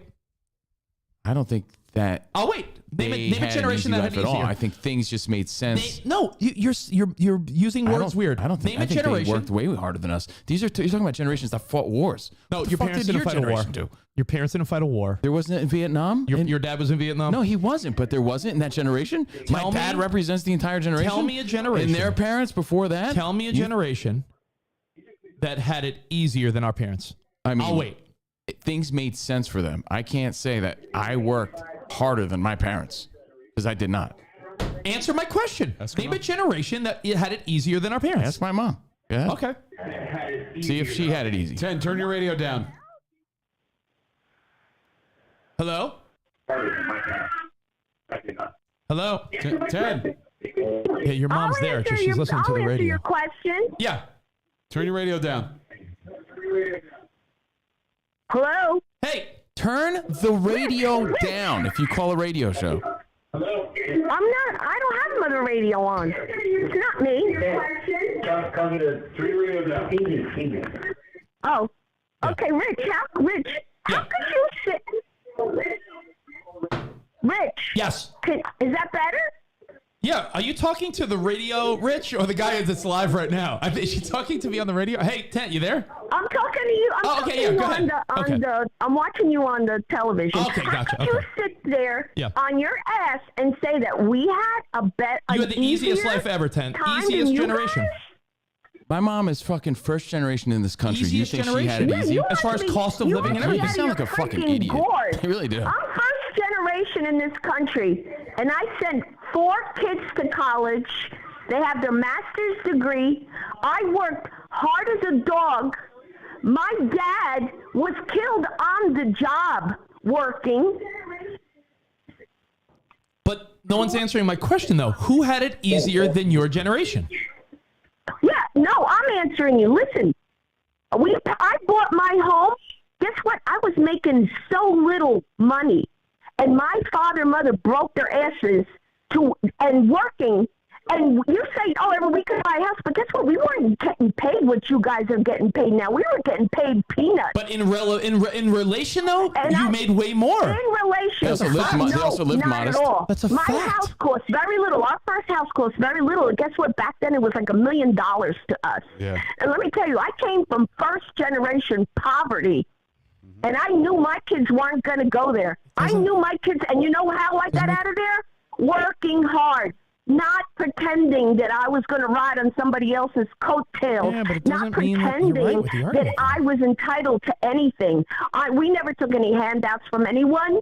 We worked hard. My mother and father taught us to have pride. And even though I don't care if we were doing any kind of job.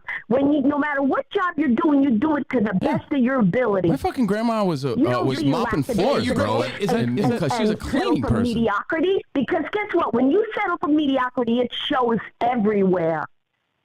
Hey man, my mom's old school. I agree with her. I agree with her 100%. I agree with my mom a fucking 1,000%. And guess what? It's not like we talked about it because we didn't. I mean, I'm out of respect for your mother. I think we should move on because she couldn't be more wrong in this conversation. I love your mother. She's not wrong. My dad would they be didn't spend and expect a quality of life that people are expecting now that they don't even deserve. My dad would be the for first. humble beginnings. My dad would be the first to admit, like, oh, Rich, you're right on this one. Your mom is taking it as a personal attack, and it's not against her. She works hard. It's not about working hard. I'm asking what generation had it easiest, and the obvious answer is your parents' generation. Our parents' generation. I don't think they had it easy. I think things made more sense, Rich. I don't think they worked any. Didn't answer my fucking question. What generation had it easier? Go ahead. I mean, You can't answer because you know I'm right. You're just staring. It's tough for me to say this because I don't know how to answer my mother any of the issues that we're discussing. My mother would probably agree with your mother, Steve. She worked her ass off to send 4 kids to college. That's not the point. Hold on. She worked multiple jobs. She died. Was she wearing designer clothes and fucking spending money on things she shouldn't be spending on? Was she going on vacations? But no. You know, it was a rough set of circumstances. She lost her husband and when she had 4 young kids and had to deal with that. That's a little bit slightly of a different situation. She didn't have 2 incomes to help sustain. My in-laws, bought their house in cash in the 80s and have been fine and lived debt-free and whatever. So I get it. There's different scenarios, but it's somewhere in between. And I love how Jason plays like the dumb card when it's convenient. When I say things made more sense back then, yeah, they could work hard to afford a home. Right. Nowadays, you can't. So they had it. What? I don't think that was reflective on how their work was any easier. My parents took out a mortgage on a $50,000 house, which was a lot, though, right? As my mom just explained too back then. That they bought from the family. It was built by my family, and they were still paying a mortgage on it to pay off their siblings. My father's siblings, who they bought the house from. Stu Hotwagner makes the best point. Oh, man. If you're agreeing with Stu Hotweenie, then you really are off the deep end today, bro. Because that dude is coming from a completely different perspective. And I love Efron Stu. And I didn't even read what he said. But let's hear it. Saying something that makes sense, unlike everything you're saying. Okay, so we agree to disagree. You have to answer my question, which is, what generation had it easier than our parents? I don't think they worked any... No. Not work. What had easier? And again, Jason Brown, because it made sense. Stu actually had made a really great point. Well, let's hear it, because I love Stu. But most of the time I disagree. Did you lose it? Because I'll read it. No. He said his dad, they bought a house for $40,000 when the wage was roughly 40. When his dad roughly made $40,000 in 1985. Now, people are making $40,000, $50,000, and houses are $1 million. But we've all said that, bro. So that's a great point. No one's disagreeing. So. Jobs paid where you were able to live, and they had it the easiest because housing was so affordable. And then that generation now is all sitting on not only a lot of jobs that had pensions back then, but also. But did his dad not work hard? They're sitting. What does hard work have to do with this? And here's the problem: they're all sitting in a place like LA too, or California in general, which sucks. All of these people that bought these houses for $40,000 are still living in these houses that they paid $40,000 for, and they're paying the taxes on a $40,000 house. Yes, thank you. And therefore, why are you acting like nobody knows that? This is like common sense. So it's like thank you. It's like common sense. But you're arguing that. You're arguing that. But we've already said that. What I'm arguing is how is doing nothing and not working hard can ever fix that problem? You're going back to like 5 conversations ago. That was the original point. We'll My argument wasn't ever something that you made it into. Which generation had it the easiest? That was never my argument. Ever. Like ever. But that's also my argument was, man, the quality of product that people are putting out there is really suffering as a result of something. Let's figure it out. Kyle brings up a great point. The personal. How come every point that agrees with something you're trying to make is a great he's point? Right, though. The personal anecdotes of like your mom working hard or Spot's mom raising kids as a single mom. The personal anecdotes take away from the facts. Had it easy. No, but it takes away from the facts of inflation, what a house cost, what the average salary was, what CEOs made compared to employees. Those are the facts. Those are facts. But you also have to factor in other things. No, the fact that your mom worked her ass off is a different topic in conversation than what generation had an easier path. You're the one that brought that up. I never brought that up. You're the one that brought that up. You're the one. I wish. Honestly, I never brought that up once. I was saying there's a problem. The solution isn't to do nothing. And it's evident that people don't want to work. And it's like ruining the consumer's experience. That's all I was talking about. But I'm just giving you the reason. I also give you the reasons why people don't want to work. And it's obvious. Here, let me read an excerpt. Then guess what? Here, can I just take your side for a second? Then guys, don't work and let's see how far you get in life. And leave every relationship that gets a little sour. See how far you get in life. Please take Rich's advice or the advice of all the great feedback we're getting right now. Please take my word. and just don't work. And I can't wait to see all your wildest dreams come true. Please. And tell your kids the same. They're going to go far. I promise you. I'm just going to agree with you because that's the way. That's how you reach the American dream. Do nothing. Are we happy now? Because now I agree. I'm just taking Rich's side so we can end the conversation. Does that make Jason and Stu and everybody else, Alex, Andrew, you happy? I'm not quite sure. Nothing. I'm not quite sure how. I mean, 100 out of 100 people would say the circumstances given to the boomer generation were easier. No one's disagreeing about how the system was better for them. You are, because I said it wasn't. I was talking about the quality of effort that they put in, the work that they did. Because you don't see how the reward was different? Dude, we're all dealing with it. Do you necessarily feel like you are where you should be? You're working fucking 5 different things just to have this. I think that no, which would make you think that our generation has it trickier than other generations. It's much trickier. If you were doing this 20 years ago, you'd be in a different spot. But is the answer to not work hard? That's the fucking whole premise of this conversation, man. According to this article. The answer to not work hard? Is the answer to pout like a baby bitch? Is the answer to... Jeff hit us up and said, Covino, saying people don't want to work is a tired argument. Think about servers. They now have less staff, getting paid the least possible, working long hours and waiting more tables. Where's the motivation to work when you're overworked, burned out? It's called an inner pride. Maybe you guys weren't raised with it or some shit. I don't know what to tell you. Because they are paying you and you want to advance. The only way to do that is to have a sense of pride and expect more and eventually hopefully get there. Did boomers have to take out crazy loans to go to college? Were they able to afford homes? All I was saying was they had a very easy set of circumstances compared to someone now. Someone now gets out of college, they're in debt. I know. I sympathize with the kid that spoke to you yesterday from Fox Sports. I do have empathy for that. Like, what are the solutions? How do I get ahead? Guess what? The industry's changing, man. Everything's changing. It's hard for everybody. You know why? The fucking kid at Fox Sports came to Rich saying, I'm going to give up. I can't break through in radio. Because there's something called podcasting now. And everybody's doing that. So it makes it more difficult for everyone. Every industry has their challenges. Throwing your hands up in the air is never going to solve those issues. I'm sorry. If we disagree, then that's fine. Do nothing. See where it gets you. Take your own advice. Do nothing. The circumstances. And see where it gets you. I promise you I'm right. But Cove, the circumstances is the argument that we're hung up on. And the circumstances is a younger kid, even younger than us, they were dealt a pretty tricky hand to break through. They have to break through college prices, lack of high-paying jobs, and apartments and housing being absurdly expensive.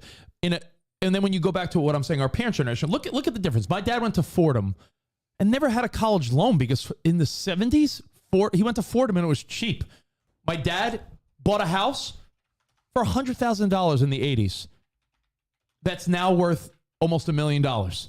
Right? The current tuition. My dad worked. My mom worked. Man. My mom was like part-time, maybe not even working most of the time. And he worked for the city, making not a lot of money. You were able to just live a different life. The average annual cost of attending Fordham University is $79,000. I get all that. How much was it in like 1972 or whatever? Probably $2,000. It has no, and that's the thing. People take it personally. Like your mom and certain people get all offended. Like, I worked hard. Of course you worked hard. You raised 5 kids and you're a hard ass worker and you live a great life now because of it. But that doesn't mean that circumstances, imagine your mom trying to do that now. Yeah, but you're saying the answer is to do nothing, bro. Like you're making excuses for this shitty fucking attitude that people have toward work. All right, let me just read an excerpt of this article, and then we'll talk about everything you just said about what doesn't make sense in today's world, Jason Brown. No one's denying Karen Kimbra from CBS News. People have been living to work for a really long time. And I think the pandemic brought the moment of reflection for everyone. Yes. What do I want to do? Yep. What makes my heart sing? And people are thinking, if not now, wild thing, then when will I follow my dream? Yeah.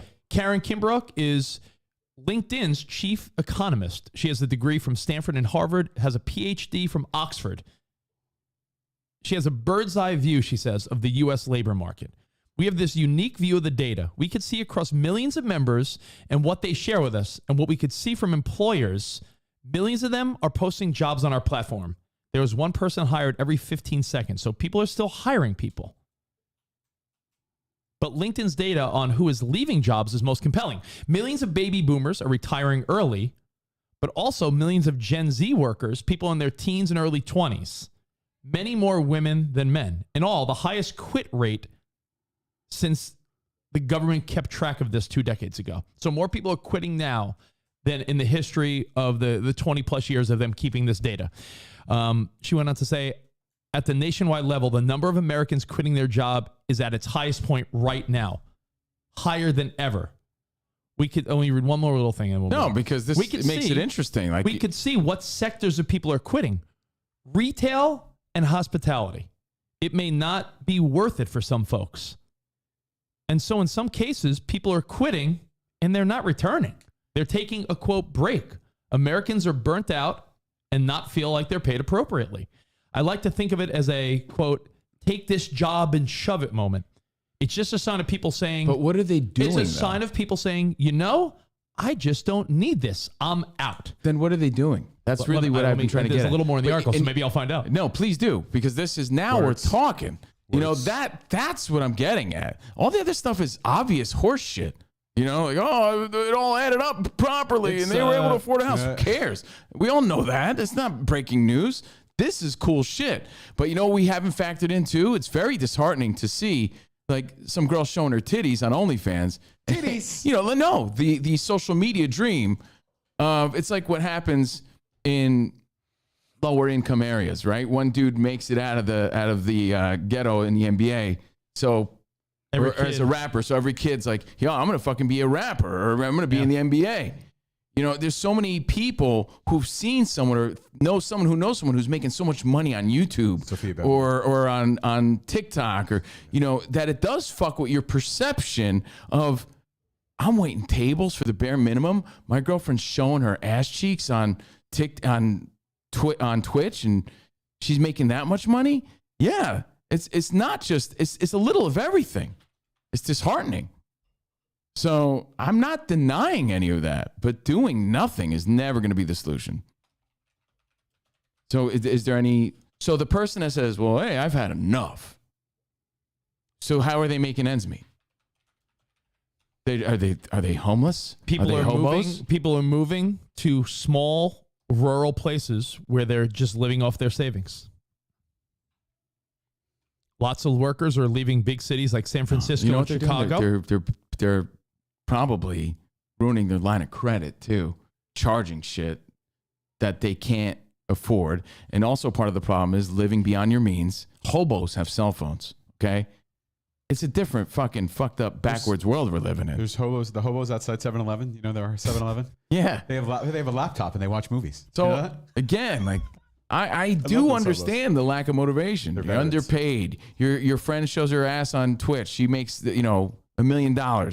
You're waiting tables. You're mad about it.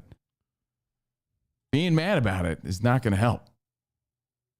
It's not going to solve your problem. You're going to be a homeless hobo with a cell phone. A lot of, according to... With no credit line. Karen Kimbrough, who runs LinkedIn. Oxford, Harvard.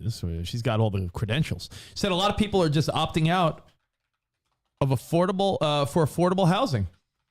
They choose affordable places, smaller cities, and try to figure out what to do there financially. For what you'd pay to rent an apartment in San Francisco, a few months of rent could equal a home in, let's say, Greenville, South Carolina. Still, you see all the same help wanted signs up. Many people believe the generous government stimulus and unemployment benefits are what kept people back from work, but how are they still out of work? But you don't think there's also a crazy sense of entitlement that Americans have? Again, an obvious point. Sell farts in jars. That's the answer. But I gotta. This is the last point I'm gonna make because I'm tired of this conversation. So I'm just gonna quit. Yeah, no. Because that's the way we do things nowadays. Quit. There's too many immigrants that come here to this country and also prosper. What about every Asian, Indian, who are also Asians, who work their asses off to start something? They're looking at lazy, entitled Americans saying, we came here. We're living the dream. I don't know what your problem is. How many immigrants still come here and prosper? How many Filipinos come here and open up a Dunkin' Donuts and prosper? How many Indians are fucking opening up a shop or running share, become doctors and prosper? How many Asians just doing fucking great things in this country? How many Hispanics do you know that are fucking working their asses off and making something of themselves? And how many Americans are just making excuses too? Like there's a lot of entitlement involved. You could either fucking accept it or deny that. That's up to you. I really don't care. All right. So one last note in this article. But to act like immigrants will come here and prosper, Rich, is fucking ridiculous. I mean, what is prosper to you? Not every immigrant prospers. Not everyone, but they do. A lot of immigrants come here and they're honestly doing like low level jobs. Why are Asians doing so well in this country? Because they work hard. Because we're rewarding and they're rewarding the right things. Employees are in the driver's seat for the first time.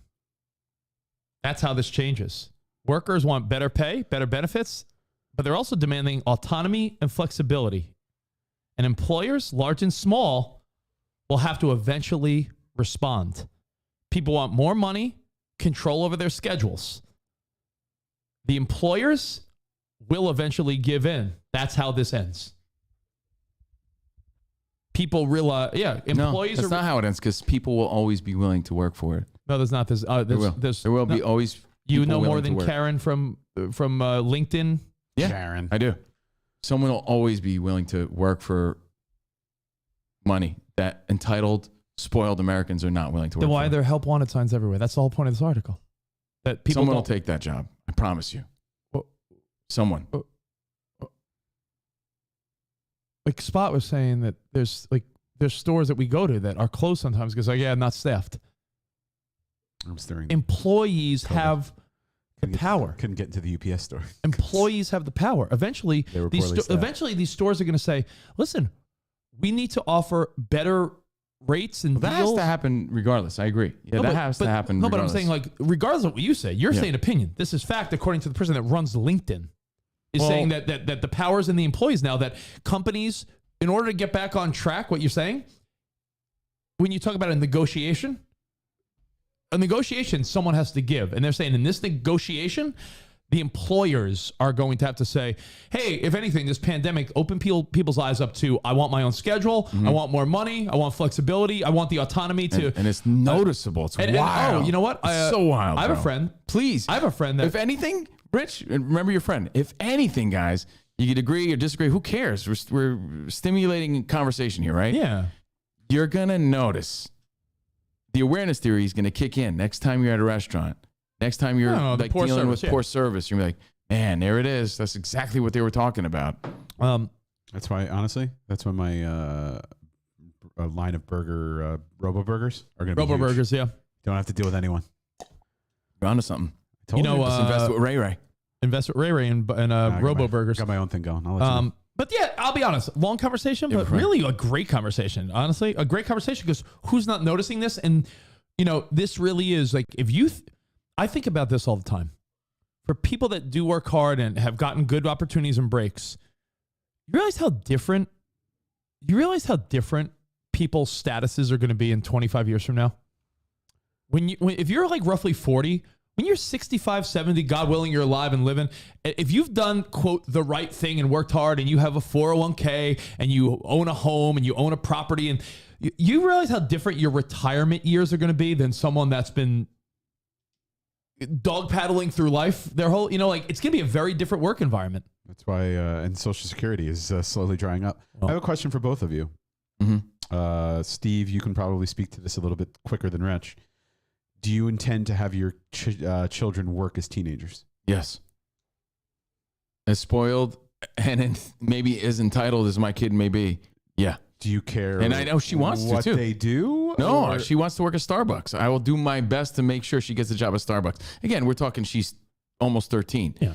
Her dreams and goals and thoughts may change, but like right now, that's where she's thinking. And I'm like, good. Emmy's going to be 5. And she already says that when she's a teenager, she wants to work at Baskin Robbins like mom did. Yeah, 'Cause mom used to scoop ice cream when she was a teenager. So I hope Emmy's she like, does. I want to scoop ice cream. I'm like, and I hope Melody does. So fat. you would get so fat working at Baskin Robbins? No, like if my child worked there, I'd just be there every day. Bring me home some Baskin. Believe me, man. You guys think I come from, like, what perspective am I coming from? I have an immigrant mom that broke her ass, who taught me to have pride in their work and to work hard. I fucking put work as a priority my whole life, right? This shit didn't happen by accident. I worked harder and put in more time than everybody that gave up. And I also have an entitled little kid, a spoiled little kid that I spoiled too much, who's very ungrateful. And I come from that perspective, like, dang, look how ungrateful she is. This kid is spoiled as fuck. I've been working every month of my life. Better work. Since I was 13 years old. Yeah. Yeah. Hey, listen, some people like And to I'm work, some people exhausted. don't. The end. I think what I was going to say was a proof that it's not just the quote lazy Covino, the lazy Sanchez of the world. Lazy Sanchez. When you're noticeably so lazy, you got to be so lazy for me to notice. I have a friend that's pretty important in their industry. Yeah. And their boss was like, "Yeah, we want you to come back to the office like 3 days a week." Yeah. And she was like, "Nah, I quit." And some other headhunter found her like a week later a newer, better job because she's like, "No, because I have the power now. From a negotiating standpoint, you want me to come into the office 3 days a week whenever you want? No, I've done a lot of thinking over the last couple of years, and I know my skill set. I quit. New job within a week." Some people. So it's like that's knowing your value. That's great. That's knowing your value and knowing and working, but also understanding that. But if you know your value, you better be fucking confident that you have that value. Some people, I know. You know, Some if you're people- waiting tables, you're like, I deserve more. It's like, okay, well, what's your value? I have zero confidence in my value. Some people choose paths based on growth, and some people choose paths and get into jobs just to get money, just to have a job. Like I know you guys have you wanted world domination. I got into doing what I'm doing with kind of really no direction, and it probably shows. But then I started working with you, and I wanted to grow with you. But there are other producers that are now like bosses. So yeah, everyone chooses their own path. It's part of having a vision too. I feel like a lot of people don't have vision anymore. They don't see a future. They're just doing it for a day to day. They don't look beyond what's in front of them. Some people look at it. That's the difference, as Chris Rock always said before he got slapped, because now he's not talking about anything until he gets paid. Yeah, I heard. That's the difference between a job and a career, right? Like my mom got a job, and I was super happy about that. I'm super happy for your mom. My mom got a job. Perfect job for your mom. And she starts in May. And the crazy part about that is it was a pretty quick hiring process, which leads me to believe like there's not many applicants. I'm not saying my mom's not qualified, but like we're talking, she filled out the application. They're like, can you start May 1st? Takes a lot of people to run a Home Depot. Or where's she working? Lowe's. Oh, Lowe's. Sorry. Takes a lot of people. You ever been to a Lowe's? You got someone in every aisle. No, but I'm saying like my mom's like, I want to. My mom wanted to work. My mom wanted to work in the gardening department because she loves flowers and decorations and stuff. So maybe that's where you got your green thumb. Oh, I know. See my roses? How good do my roses look? No wonder. I fed them a week ago. They're fucking flourishing. I'm telling you, just because she wants to work in gardening, just because she works in the garden center, she still needs to know where your caulk is kept. Because every employee you ask has to know where everything is in the store. Oh, that's in aisle 3, bay 4. Oh, my mom worked there years ago, so she knows. But it's one of those, like, I'm telling you, there are jobs out there because people are really analyzing whether they want to work or not. The end. Can we talk about boobs? Yeah. Spot, I sent you a picture. Did I send you a picture or did I? Oh, can you want to just end it with that video that Jeff sent us? He said it was really good. Yeah, he said it was a TikTok video. Hey, what I'm trying to do here, guys, is we all knew there was a problem, but the problem is evident more than ever. That's all I'm pointing out. Not claiming that I have the solution. I just don't think the solution isn't in doing nothing. So let's see this clip. You sent it to me, right? Yeah, I sent it to you. It's from Jeff. I said it's from Jeff. Yeah. And then boobs, guys. Boobs. And it's okay to disagree because I think what we all agree on is there's a fucking problem. There's a problem. Yeah. Ready? Yeah. Why do you think the Great Resignation is happening now? So a lot of people, when they talk about the Great Resignation, they're talking about people getting their checks and they don't want to work. I mean, that's probably a few people. They're also talking about how people are pursuing their dreams, which I think is a part of it as well. But, you know, people have pursued their dreams and kept their jobs at the same time. But I think more people definitely, especially younger people, are sort of betting on the new pursuit. However, I think there's one other thing that's not being talked about enough, which is I think it's a shot across the bow for the standard corporate culture, which is people don't feel included, needed, wanted, seen, heard, understood, and they're looking at what they're at the unknown, and they're looking at where they are, and the unknown is looking more appealing. So I think one of the reasons the Great Resignation is happening is because there are so many substandard corporate cultures, because the great companies are losing a lot fewer people to the Great Resignation. Why do you think? That's a great question. So, I mean, that's a great answer also to wrap it up. The big companies that have good culture, as Gary Vaynerchuk would say, it's all about the culture. If you create a good culture where your employees feel good. I heard Erica Nardini, the CEO of Barstool, recently talk about this. She was talking about, someone asked her, when is it time to move on from a job? And when you feel like just totally not excited, like nothing excites you about that job, like no challenge or nothing, like when you feel like there's nothing you want to accomplish or do. Answer. And listen, if that work environment is making you feel like, man, I really don't want to be here, it's time to move on. Can I give you my last takeaways? Sure. And this is great. It's a great way, I think, to wrap it up. I really do. I love that it's called the Great Resignation. I honestly didn't know that. But clearly, we're on the pulse of what's happening. I just didn't know what it was called. That phrase has been huge over the... I wasn't aware of it. I really haven't. Yeah. Again, these are my own observations, my own feelings, my own thoughts. And I'm doing my own social observation and research on this. And I think we all agree. We really do. The one thing we all disagree on is how to resolve it, right? That's what we were disagreeing on the whole time. So we do agree, like, things are not making sense. They're not adding up. There is an issue. That's why she's not working hard. We all agree on those things. The one thing we did disagree on is, well, how do we fix it? So, moving on. Talk titties. I don't think sitting around doing nothing fixes it, but I could see why people do it. The end. Spot, there's a new... what? No, I had one more thought, but I don't want to keep this conversation going. Why not? We'll do it the whole show. We'll do it one more hour, and it's the whole show. We could talk about Rich, the great ass cheeks next. Rich, I heard you say something recently, which can kind of play to this topic. You were talking to a fellow SiriusXM employee, and you were saying how, like, in those company bulletins, right? They always highlight people. I mean, and granted, it takes a village to raise a product. Yeah. It takes a lot of people to go into a certain product like SiriusXM. It's not just what's on the air. That being said, what's on the air is what the average person knows SiriusXM for. Yeah. They don't care about like the salesperson in a back room that's doing things. So sometimes highlighting those people is great, but at the same time, highlighting the people that provide the content, I feel like you should be your primary focus. And a lot of times I think they don't do that and don't acknowledge the people that are providing the product to the consumer. And I think that's where a lot of people get disheartened. They're like, I'm putting in all this work to provide the product that people hear, and they're not getting rewarded for it. So almost like acknowledging and incentivizing and that kind of stuff. People, you know what's about? Everybody feels that way, man. I know. And everybody feels that way. Dude, I'm doing pretty well. I feel that way. But there's it's almost like you almost am I going to fucking, you almost have to speak someone's love language, right? In the business. There has to be like a business love language. That's a great point. You're right. Some people like acknowledgement, some people like money, some people like people that get into the entertainment side, the content side, are very ego-filled and want a pat on the back, and they want accolades. They want validation, which I believe is a love language.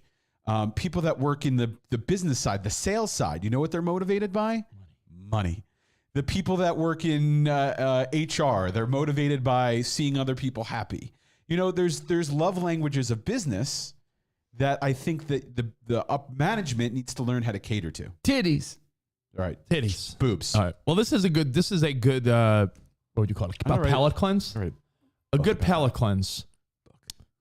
And it's a new boob that's in town. Apparently, there's titty procedures that are resulting in a trend love titty procedures. Rich is the expert. See, on I would titty never procedures. challenge you on this stuff. Like, I know you know your titties. Rich loves titty procedures. He knows every like procedure and. I mean, guys, I just know things. Yeah. I don't know what to tell you. I'm not going to argue on this. Spot, I sent you a New York Post article. The first thing I sent you today, the headline reads, "These breast implants can cause Are a making rare..." me thirsty. Oh. No, they these breast implants are making me thirsty. These breast implants are making me thirsty. Pun intended. These breast implants can cause, this is a serious note, can cause rare cancer and a Snoopy nose deformity. So they're saying that... What? They're saying that if a woman has a breast augmentation... Yeah. And let's say that she's seeing certain signs of around the nipple or something. Let me read more on this, but it said that one of the signs of this possible rare cancer is the boob starts to look like Snoopy's nose. And since it's clinical, they're showing the photos. Like if the boob looks like Snoopy, like a long, it turns into a long flopper. Oh, I know this guy. Like a flopperoo. Yeah, it's called Snoopy titty, and you don't want it to cause cancer. Yeah. So if you're getting the flop and the not a sad. Just trying to make light of it. Well, no, I mean that's what I'm saying. I'm bringing this up because it's funny that it's called Snoopy nose titty, but is that why my friend said he's dating someone new? She got real big Snoopies, and I was like, what? Probably the case. Yeah. I didn't know what he meant. That was your brother. She's got Snoopies. She's got the Snoopies, yo. Yeah. That was my brother's friend that said that. Yeah. It's like, wow. I played along like I knew, but I didn't get it until now. So the reality is it's a serious thing. Dr. Yoon, who has talked before about breast implants on social media, warned of how certain types of breast implants can cause a rare cancer and it could leave your breasts looking like Snoopy's nose. This guy's here. Let me play the video real quick. Yeah, this guy's good. Yeah. This guy, I've seen this guy a lot. He has a lot of interesting plastic surgery videos. It's very viral. Did you know that there's a type of breast implant associated with a rare risk of cancer? This patient had that implant placed 6 years ago by a different surgeon, and it left her with a Snoopy deformity. And these are the textured implants that I removed that come with that rare risk of cancer. Some of these have even been recalled. I also removed all the scar tissue surrounding her implants to reduce her risk of ALCL, and I performed a revision of her breast lift. And here she is 7 weeks after surgery. She's no longer worried about ALCL, and her Snoopy deformity is gone. So this guy, I guess they don't want to say droopy because a lot of people have droopy tatties. So Snoopy's better? So naturally droopy tatties. Yeah, because they could have went with droopy. Yeah, bro, the girl you met on Tinder. Yeah, she's a little older. She's got Snoopies. She's got the droopies, yeah. No, they're not droopies. Ever since she had they're kids, implants. ever since she got kids, they're like Snoopies now. Wow. Well, hey, that's well, just a reminder. Sad, just a reminder. Also, it's also interesting. For every guy to get checked for shit, and for every woman, like always encourage your wife to, as we all get older, how important it is for every year to just do that checkup, right? It's like how many people got bennies? You fucking paying for bennies because you don't got them. It's weak. So, I mean, everyone should be going for their annual physical because blood work, urine, have them give you a little checkout, your balls, your prostate, your everything, women, your breast. These things, like the worst thing could be something was lingering for years and you didn't catch it, right? That's the nightmare. The nightmare is like, hey, listen, sometimes disease just comes at you and no matter how hard you fight, you can't, right? But there are times where like, oh, that could have been prevented if I caught it 2 years ago. We just never want that for anyone. So they always say, listen to your body. And like I feel like I listen to it too much. No, I love it. I love that you do. Honestly, the fact that you're making too much noise. The fact that your chest hurt last week and you went to the doctor, I think that's good, man. Yeah, but then you become hyper conscious of things that it's like looking at your ball sack. Sciatica. If you look at your ball sack long enough, you're like, was that always there? Yeah, but I mean, I don't know if it was always there. And you stretch it up to your nose. And you're like, I think that was always there. I don't know. It looks like chicken skin. I don't know. The alternative, so when you listen, you become hyper aware, and it's like the alternative is being the guy that's like, yeah, dude, I you know, do you want to have a ball removed, or do you want No, to? No one wants their I'm just saying wife that or you mom start to drive yourself crazy. Breast cancer. There's things that get checked. I know women. I know it's terribly uncomfortable with like they squish your boob. Like it is. I don't know if you realize a mammogram is not comfortable. It's a boob vice. It's a very invasive type of it's because they have to scan the tissue. So it's like they put it inside. Wasn't the palate cleanse I wanted though? I'm sorry. You know how why? about Because this? it's so sad. No, I think I got one. How about this palate cleanse? Okay. Simon Cowell said no more Botox because he admitted he looks like something out of a horror movie. Great. I love to hear that. He's like, listen, I'm done with it. I realized like Good it was for a bad him, look. man. Honestly, and he came forward and said like I look like a horror movie. Well, what's her name? Courtney Cox. Courtney Cox most recently admitted the same thing, but to hear Simon say that means a lot more to me. We're gonna do a titty palate cleanser. I mean, let's just do it right. All right, there you go. What is she drinking? Let me guess. A Bang Energy Bang drink? Energy. You missed the sea dragon that popped out of the ocean behind her. Did you see that? I didn't see that. Hold on a second. Wait, there was a dog driving the car? Hold on. Let me look at the background there. Did you see that? Like it was Beowulf jumped down An on. alien just walked by, like in. Yeah. I think Poseidon. Wait, did you see Poseidon? Yeah. Wait, the Kraken was in the background. You totally missed there it. was. All you were looking at was There was a titties. Kraken in the background. Hey, here's a pilot cleanse. Simon, I have one more. Okay. Simon. A palate cleanse in the form of 29 years, and you call it quits? Oh, I mean, that's rando news, I thought. Achy breaky heart. Oh, I heard that. Billy Ray Cyrus and Tish Cyrus, Miley's parents. Is this news? Yeah, I guess so. Yeah, rando news. We'll break it up with the news. Yeah, Tish Cyrus has filed for divorce from Billy Ray after 29 years. Boing. So, hey, man. You think you get to a point where you're like, listen, we're He's old. a We raise our weird kids. guy, bro. He's a handsome dude. He probably has a lot of money. They have a talented kid. I saw him recently. They have kids. I saw a recent picture of him, and I thought it was somebody else. I was like, a lion? Pull up a recent picture of Billy Ray Cyrus, because I saw a picture. I was like, oh, he looks different, because I thought it was like fucking a wrestler or somebody. I thought it was, I'm like, oh, that's Billy Ray Cyrus? What do you think it was? Diamond Dallas Page? I'm going to need to know what you saw here. So which one? Just like, like look at that top left one. Like this one? He with looks the like white Johnny hat. Depp. He looks Johnny Depp-like. I think I might have thought he was Johnny Depp at one point. I honest to God, I was like, that's Billy Ray Cyrus now? And people change in relationships is my point. And, time goes on. Maybe they're better off. But 29 years. Yeah, you don't know what their relationship's been like. Yeah, might have been tough. Hey, maybe they struggled and they said, listen, we're in our golden years now. Right. We're 60. Just be happy. Like if we're happier for you and I to move on, but we raised a family, then so be it. I guess, you see that often when the kids are grown, maybe the parents are like, you know what? I want to live my last 20 years, God willing, not with you. Maybe it's like... You think he's doing his dance now, though, because of the achy breaky Maybe heart? it's like Grace and Frankie and he's gay. And Could be. he just wants to pursue his lifelong dream. Now Speaking of, I didn't know that comic and former guest of our show, Gerard Carmichael, was gay. He came out of the closet I didn't know that either. Yeah, in his most recent special. HBO Max HBO comedy special. I got some headlines. Yeah, I didn't know that. Good for Hey, him. you never know. By the way, it's not even kidding. He's from a different generation. He's a rootin' tootin' cowboy. You never know. He might be gay. Let's play Where Did It Come From? The phrase "come out of the closet." Where do you think the origins is?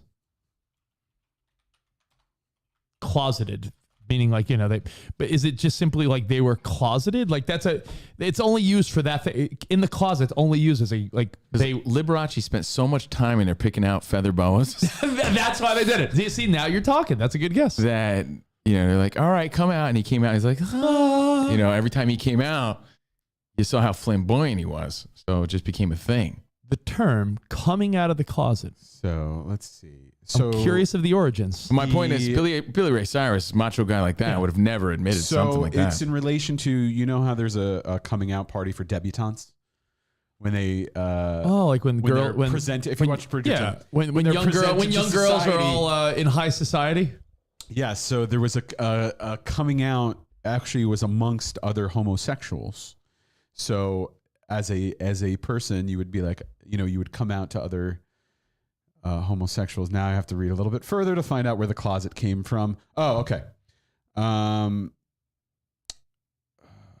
people did use metaphor. It's not clear when the closet metaphor came to be associated with the phrase coming out, though it appears not to have widely been used before the 60s. So after the 60s, closet came into play. I don't see anything else. I thought it's just where you kept your leather chaps. So in the closet, yeah. you came out, you're like, ta-da! Yeah. And you have assless chaps on because I'm gay. And where then, do you keep out them? of the closet? Yeah. I thought that's where it came from. Well, hey, so it's crazy when you think out of the closet, a term that wasn't used until the 60s. We learned on History Channel that pizza wasn't available in the U.S. really until like the 50s or so. Like there's certain crazy things that you're like, wow, these things happened in our parents' life. High five was invented in the 70s. High five in the 70s. Closet apparently dates back. So closet you think of as a closet where you keep it close. Yeah. Apparently it used to be a small room for study or prayer. And the idea of privacy led to the sense of hiding a fact or keeping something secret. Got it. In the closet. In the closet. But like I said earlier, the 60s, prior to the 60s, it wasn't related to homosexuality. After the 60s, someone said, yeah. I thought it was where you just kept all your sequence outfits. Speaking of, yes. Speaking of things that didn't exist in our parents' life until like midway through, like pizza and terms, and Drew Mack hit me up with it. They didn't have Gordita crunches when my mom was a kid. No, I don't think they did. Drew Mack hit me up with one. He must have been high.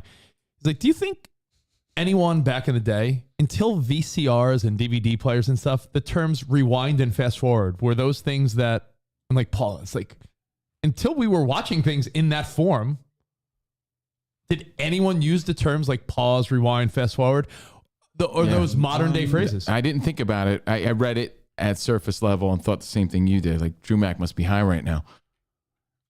And I actually thought, maybe he's right. But even if you have silent films, I'm sure in the editing process, editors, but the average person was like, because you had no ability as a regular citizen unless you were the editor of the movie. You weren't. Why would you know the term rewind, fast forward, stop, pause, all the terms they would use for that type of thing? But think of how far back he said VCRs and shit, right? That's the 80s, 70s, that's 40 years ago. Yeah. Think of how far back silent films go. That term probably existed then. But no one was rewinding anything. It's not like your grandpappy was like, rewinded. You might have known it. I don't. It's a great question. I think that is It's why would they ever say those words? And it makes you think of so many other phrases that we could get into on another day because I'm not feeling like thinking about it. You don't think like George Washington was like, rewind that. You don't think Abe Lincoln was like, if we could just rewind before the time before slavery? You don't think he used that term? The term rewind. Nope.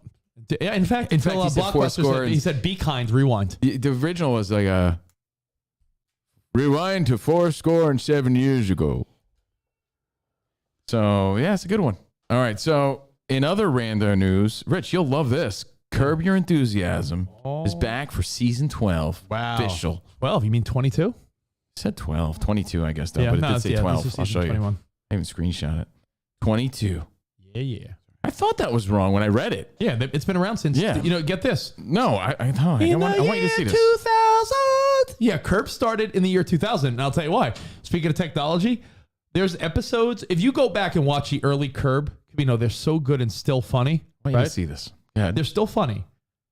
But some of the plot lines involve things that, like Larry David was on his car phone. One episode, he got lost going to someone's house because he didn't have the directions printed out. So they have a home phone. Him and Cheryl have a home phone. So when you watch early Curb, that show goes back, dude. I saw it on Facebook News. Now I can't find the article. Yeah, but 22 years. Yeah, I saw that, and I didn't write it down wrong. When I saw it, it didn't make sense to me, but I was excited that it was coming back. Bro, I was on a flight recently, and I wanted to download something real quick before I took off, and I watched a lot. I started from the beginning, and I watched a bunch of season 1 and 2 of Curb, and I promise you, it stands the test of time, much like Seinfeld. It's just watchable, just very watchable. Another Rando news. I mentioned it earlier. Dwayne Haskins passed away crossing a major highway, and there's still no real answers as to what was going on, and the guy was only 24 years old. The side story, and we touched on it yesterday, very controversial on foxsportsradio.com if you missed it, was how, people are just so quick to throw out a headline and and be the first and be the first. And Adam Schefter did again. With his attempt to want to be the first, he said something so off color. He posted the death announcement with how the dude struggled as an NFL player. Retraction. It is season 12 because they went on hiatuses in between. So while it's been around for 22, it's been around for 22 years. So it's the 22nd. But it didn't seem okay. See, no, so I saw 12, but I still was like, 12. But it's been around for 22 years, 12 seasons. So yeah. Yeah, you are right. I knew I read that. I stand corrected, but it started in the year 2000. Okay, so 12 didn't sound right, but it is 12 seasons. Sound right. But it's been around since the turn of the century. Now, the Dwayne Haskins things is sad. It's really sad. Young quarterback. The speculation is, did he run out of gas? I didn't hear any answers as of today. Why was he crossing the highway? How did that happen? Well, there was hit by a dump truck. There was a 911 caller. That's what's crazy about the story. A 911 caller called at 6:31, which is 6 minutes before the accident apparently happened. Yeah. And someone called 911 saying there's a man walking on the highway and he's practically walking in the right lane, and it's like I'm worried he's going to get hit. So Dwayne Haskins was sadly not being careful enough, I suppose. I don't know, man. And you see his teammates reacting on social media publicly. Chase Claypool crying. He was with him the night before. Like, just did he really sad. Have any like ailments or anything? Is it possible he was disoriented? Yeah, like, I haven't heard any of that. Low blood sugar. No, if anything, his teammates are coming out saying like, "You're who I strive to be." Like, he was such a giving guy, such a great dude. You know what, Spot? You know how there are times where I'll give you an example. Alcohol, maybe. Yeah, I was thinking all those things. You know how when your car broke down on the side roads here, and we pushed your car into that parking lot, and Covino and I were like ultra careful, like, guys, there's a lot of cars coming, and you were like, yo, guys, when slow, do you think someone's gonna hit you? I'm not comparing you to that, but I'm saying sometimes people are a little too confident that like I wasn't walking in the lane. No, but Spot. What I'm saying is, I think a lot of times people are saw Spot Covino walking in the lane. No, but Covino brought up something that was like a lot of times people are a little too confident in others. Like, no one will hit me. Like maybe he was walking and from what I understand, it could be a situation where he was sort of just walking down the highway and all it takes is someone to clip you. You don't need to get hit. If he was too close to the right lane. If I were on the 101, dude, I wouldn't be walking on the side of it. I would be a little bit more careful. But again, the person who broke the story could be a little bit less. Pointed out the dude struggles in the NFL instead of just saying and leaving it at, he died. He died, and it's a tragic story. Oh, Adam Schefter's a piece of shit. He's a piece of shit. Yeah, he got so much backlash from the NFL and standout stars like Lamar Jackson saying you're just a clown. Like, shut your mouth. Like, he needs to be cut off. How do you even bring that up in a guy's death announcement? I mean, like, here's everybody mourning. You're talking about this dude struggles in the NFL. Like, fuck out of here. By no means is this any comparison, but didn't he also leak the news of Brady? Yeah. So who keeps giving this guy inside information? He's the guy. There's certain guys. Yeah. He's the guy for the NFL. But that was a terrible look, and I'm glad that people went hard on Adam Schefter. That was classless reporting to point out a guy struggles in the NFL when he lost his life. Another piece of shit. Yeah. Another sad story. Okay. What I was gonna say is, to back up what you said, I'm fascinated that still they've yet to be like, yeah, he ran out of gas. If that's the fact, there's so much mystery surrounding this story that if he ran out of gas, guys, right? They could just look at his car and see, but we haven't gotten that answer. There hasn't even been the speculation like, well, the police reported his car was on the side of the road with no fuel. Like, there is no real story yet. And I agree. What Gil Brandt, 90-something-year-old former Dallas Cowboy, said was way worse, but he's an old 90-something-year-old that I don't think anyone should really care or pay attention to what he said. But he was on NFL radio, and he was like really being terrible about it, like saying that, he's always makes bad decisions. He should have stayed in college. Have you heard this? No, I heard a piece of shit. I mean, we discussed it yesterday, so I know I haven't heard it, but I know that side of the story. If you want to hear more about it, foxsportsradio.com. In other sad news, we lost one of our listeners. So James A. Harris, rest in peace.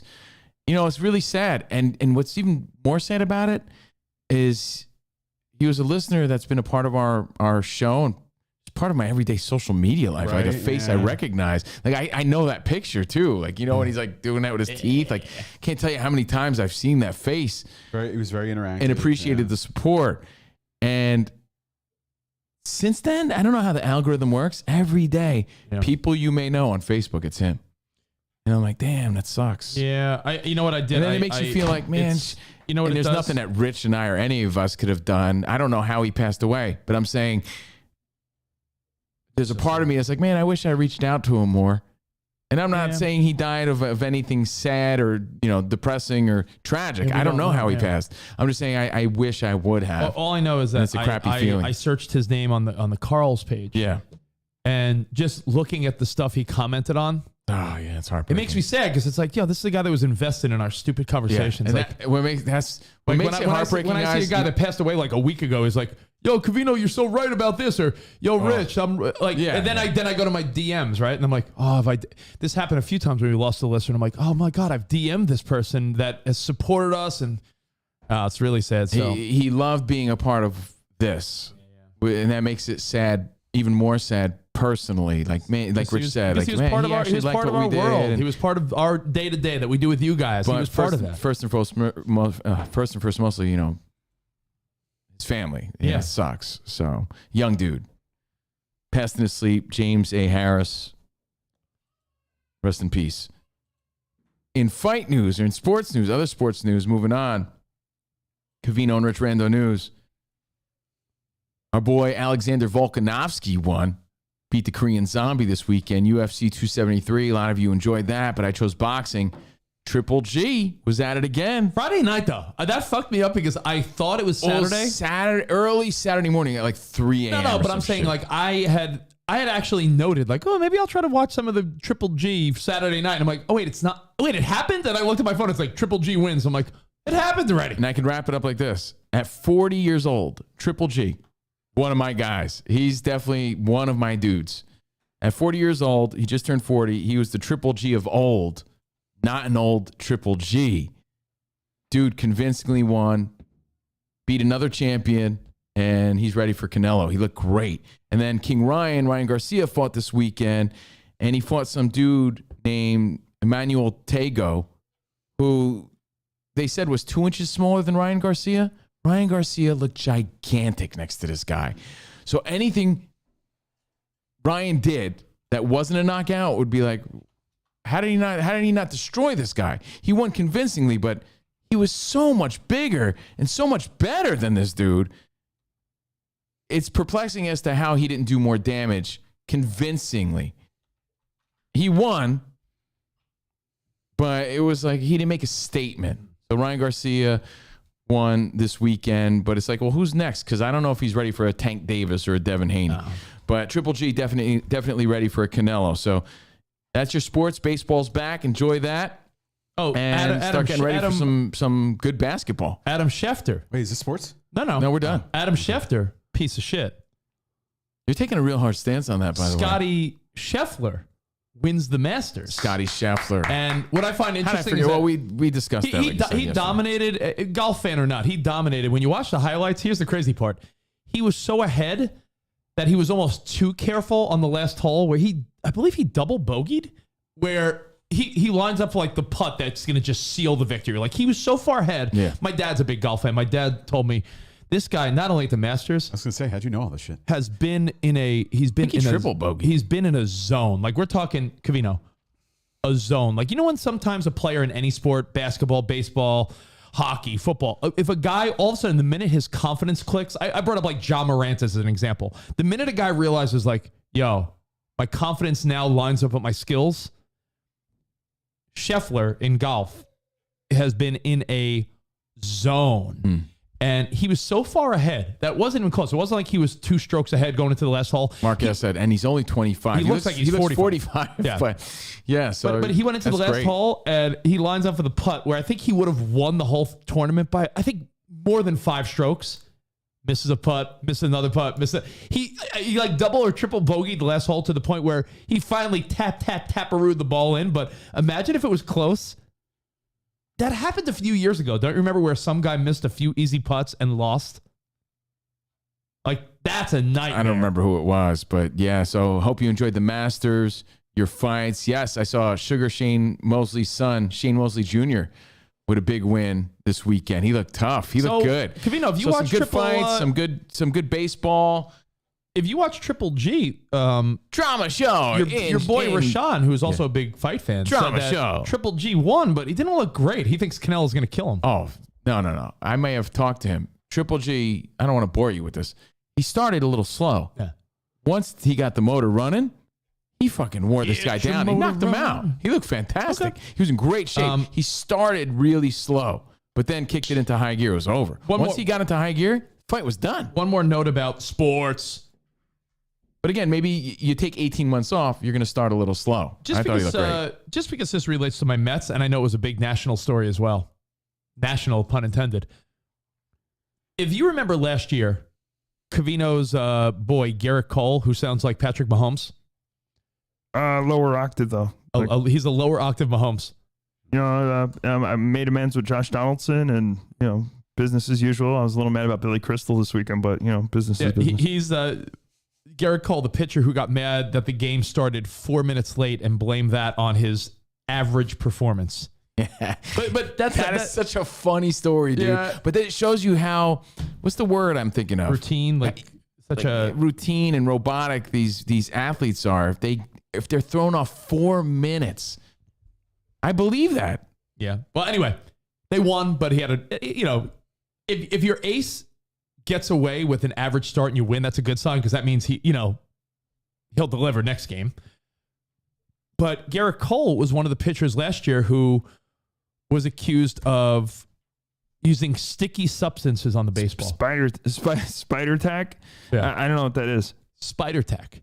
Now, here's the discrepancy. Pitchers were getting shit on because this spider tack, the sticky stuff, was giving them bigger break on their curveball. It was giving pitchers an advantage, blah, blah, blah, blah, blah.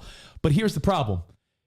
I'm wondering if you can think of other examples in life where you correct one problem, but by correcting that problem, you create a bigger problem. Because, Spot, I don't know if you know this, by banning all this sticky substance in these early season cold weather games, these pitchers are like, I can't grip the ball. Like when Ben drew on your table in the backyard. Oh, yeah. Ben drew on his patio furniture. And then I tried to wipe it off and made it worse. Rich rubbed all the stain off. You could categorize this as every home improvement Covino's tried to do.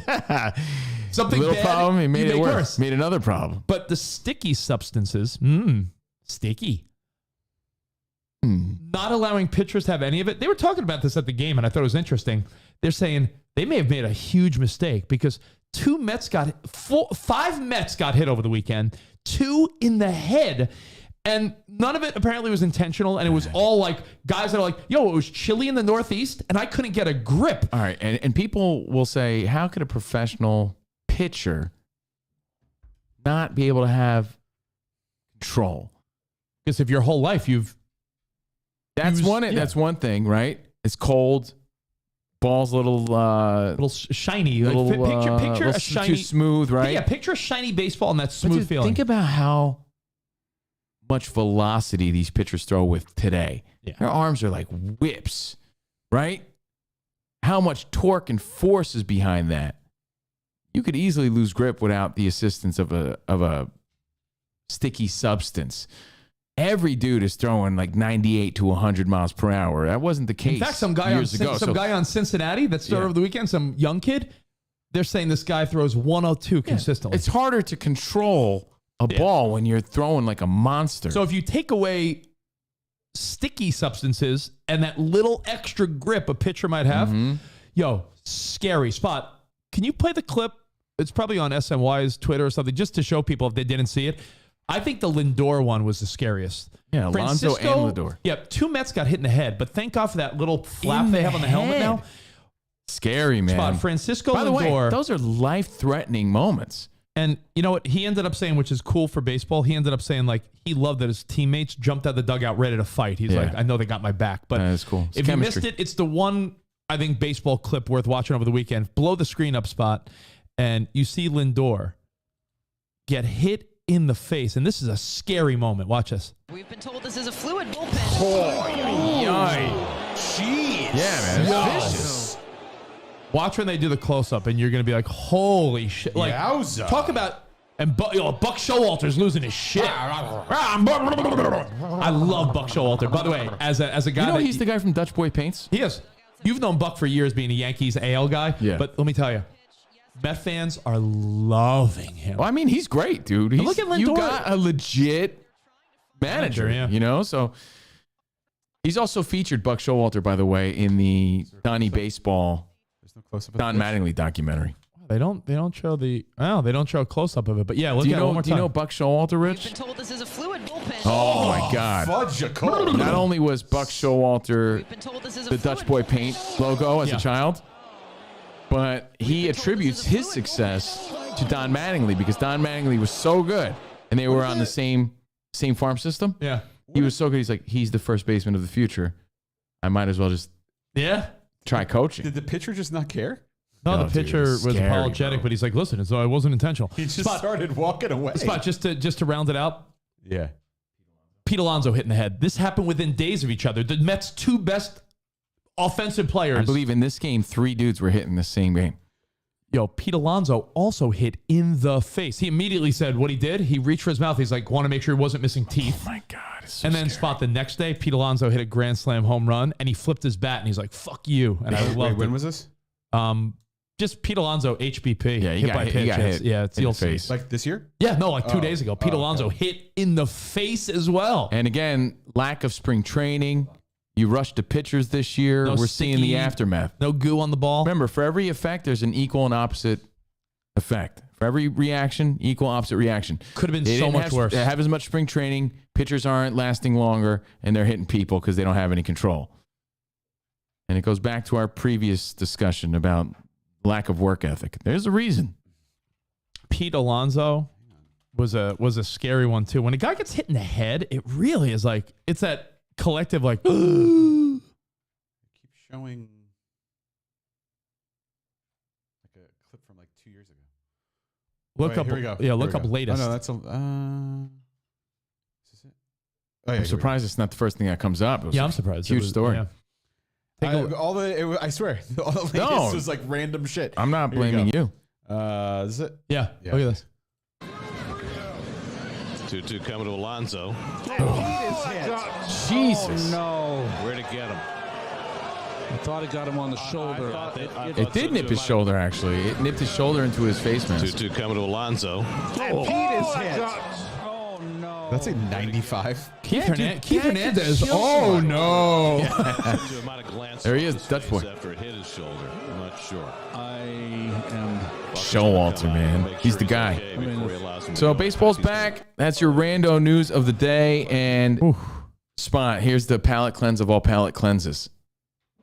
This weekend was National Siblings Day, which I really don't know what it means. I said at the very least, send your sibling a hug emoji.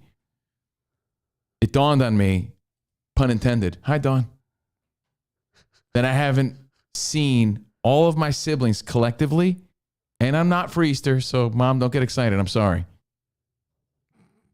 But it's been 6 years since all 5 of us, the Covino siblings, have been together at the same time. There's always one person missing. Whether it's my sister Grace or me or Dawn, there's always somebody that's not there. This time, this Easter, it's me. Ah, right? You blew it. Yeah. Well, hold on. Before you tell your story, just there. Before you tell your story, to lighten up all the people getting hit in the head with the baseball, Spot, I just sent you a clip on our CNR text message. There's another video going around. Did you see this guy, a fan who had his beer thrown in his face? Oh, that was great. I saw that. That was really good. He's sitting behind home plate and the foul ball hits his beer perfectly where the beer. No, it's the pitch, right? I know what it is, but isn't it in front of the screen, right? Yeah, So take a look. Maybe we'll analyze it now. I saw it a few times. But there's a guy who's sitting in the front row. Yeah, here we go. Yeah, see the guy with the glasses on his hat and the beer in front of him. right Is the here. beer on the ledge there? Is that what it is? on the ledge right But there has to be a net in Yeah, the front. net. No, there is no net. There has to be, Spot. No, the net's the spot. What happens is I think the beer is leaning on the net. Right. I don't even see a net. I know. But the beer is, there's always a net. The beer is leaning on the net so that when the ball hits the net, it hits the beer enough. And Exactly. this is fucking great. This will make you laugh. This is funny. Look at this guy. And the pitch. Swinging a foul right back into the Oh, it was a foul. Yeah, I thought the pitch just sailed. I forgot. The guy's laughing. He got a kick out of it at least. But our first beer victim or beverage victim. Got him good though. And he bows and everything. Yeah. At least he's a good sport about it. But yeah. It's funny. Oh yeah, it bounces off. Sorry. There you go. All right. So your family, no siblings, have all seen each other in how many years? No, we haven't been there collectively together. Mom, dad, 5 siblings. 7 of you. Mom, dad, all 5 siblings. The last time all 7 of you were together were where? My parents' house. I mean, no one's come to see me in fucking like 12 years. So yeah, it was in Jersey. House. Do you remember the day and holiday? Not bitter or anything about it, but what was the moment? Christmas 2016. Christmas 2016 was the last time. This all weekend the was Siblings Day, and I wanted to post something, and I just did. Please leave a comment, say something nice. When did your parents come out here? I remember that. And then rent the 2016. house. 2016. Oh yeah, so that was because I got divorced later that year. Yeah. They rented a house and were all your siblings there though? In California? We went to P.F. Chang's and I sat with your mom and we had a funny time. I remember that. That was a long time ago. Yeah, everybody was probably there. So 2016 was the last time we were collectively. Yes. Yeah. Yes. We were all together the last time they came here. So I found the picture, but it just so happens that the picture of us together was when I had the weakest hairdo of all time. The Latino swoop. Oh, so bad. So you actually look good here. Happy Siblings Day. I commented on the you got to remember, I just got home from the airport when we took this picture. I'll stop it. I'm rocking my sweatpants. Look at that. You look good here. Hilarious. All this I wrote, who's the matador in the photo? That's me. I had a bullfight the next day. So happy Siblings Day. I'm proud of all my siblings. And you're wearing a free Avion tequila shirt. I am. And the only time we were together previously was in 2000 when we went to Disneyland, which is the center photo. Hilarious. So to get the 5 of us together is very difficult. And I only bring that up because I'm sure that happens in a lot of family dynamics where, you've all seen each other, but not each other together. Rich, I'm sure you've seen. No, I don't have Jimmy. 5, so. Yeah, but so it's easier, right? Well, I'm the reason, so when I go to New York, I go to New York minimum twice a year, usually in the summer once and around the holidays. And when I do come to New York, my sister's already there.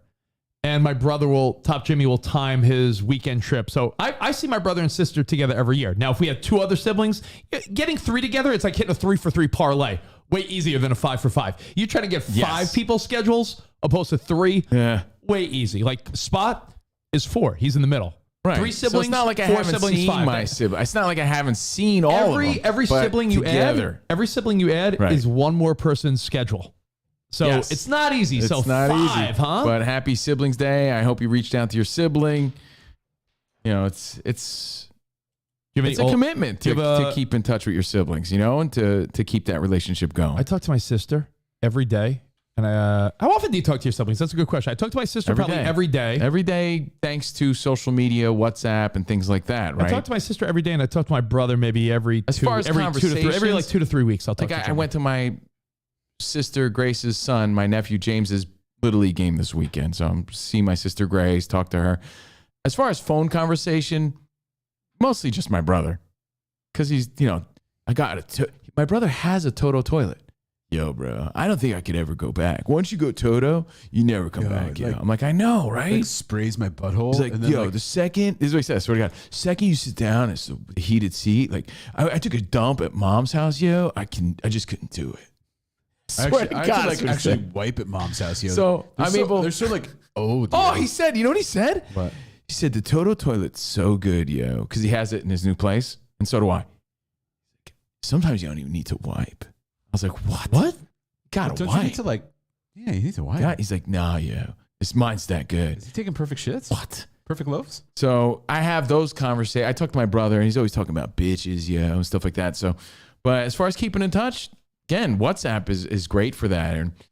Or Rich, I know you're great on FaceTime or the Echo Show or whatever. My sister and I talk a lot. Now that my sister's a mom, it's every day because we're talking about how's the baby. She's asking questions. I'm asking her like, see the baby. Spot. If they all went through, let's hope they did. They did. I just sent you on National Siblings Day over the weekend. Let me, for the tier 2 people, look at some of these gems from back in the day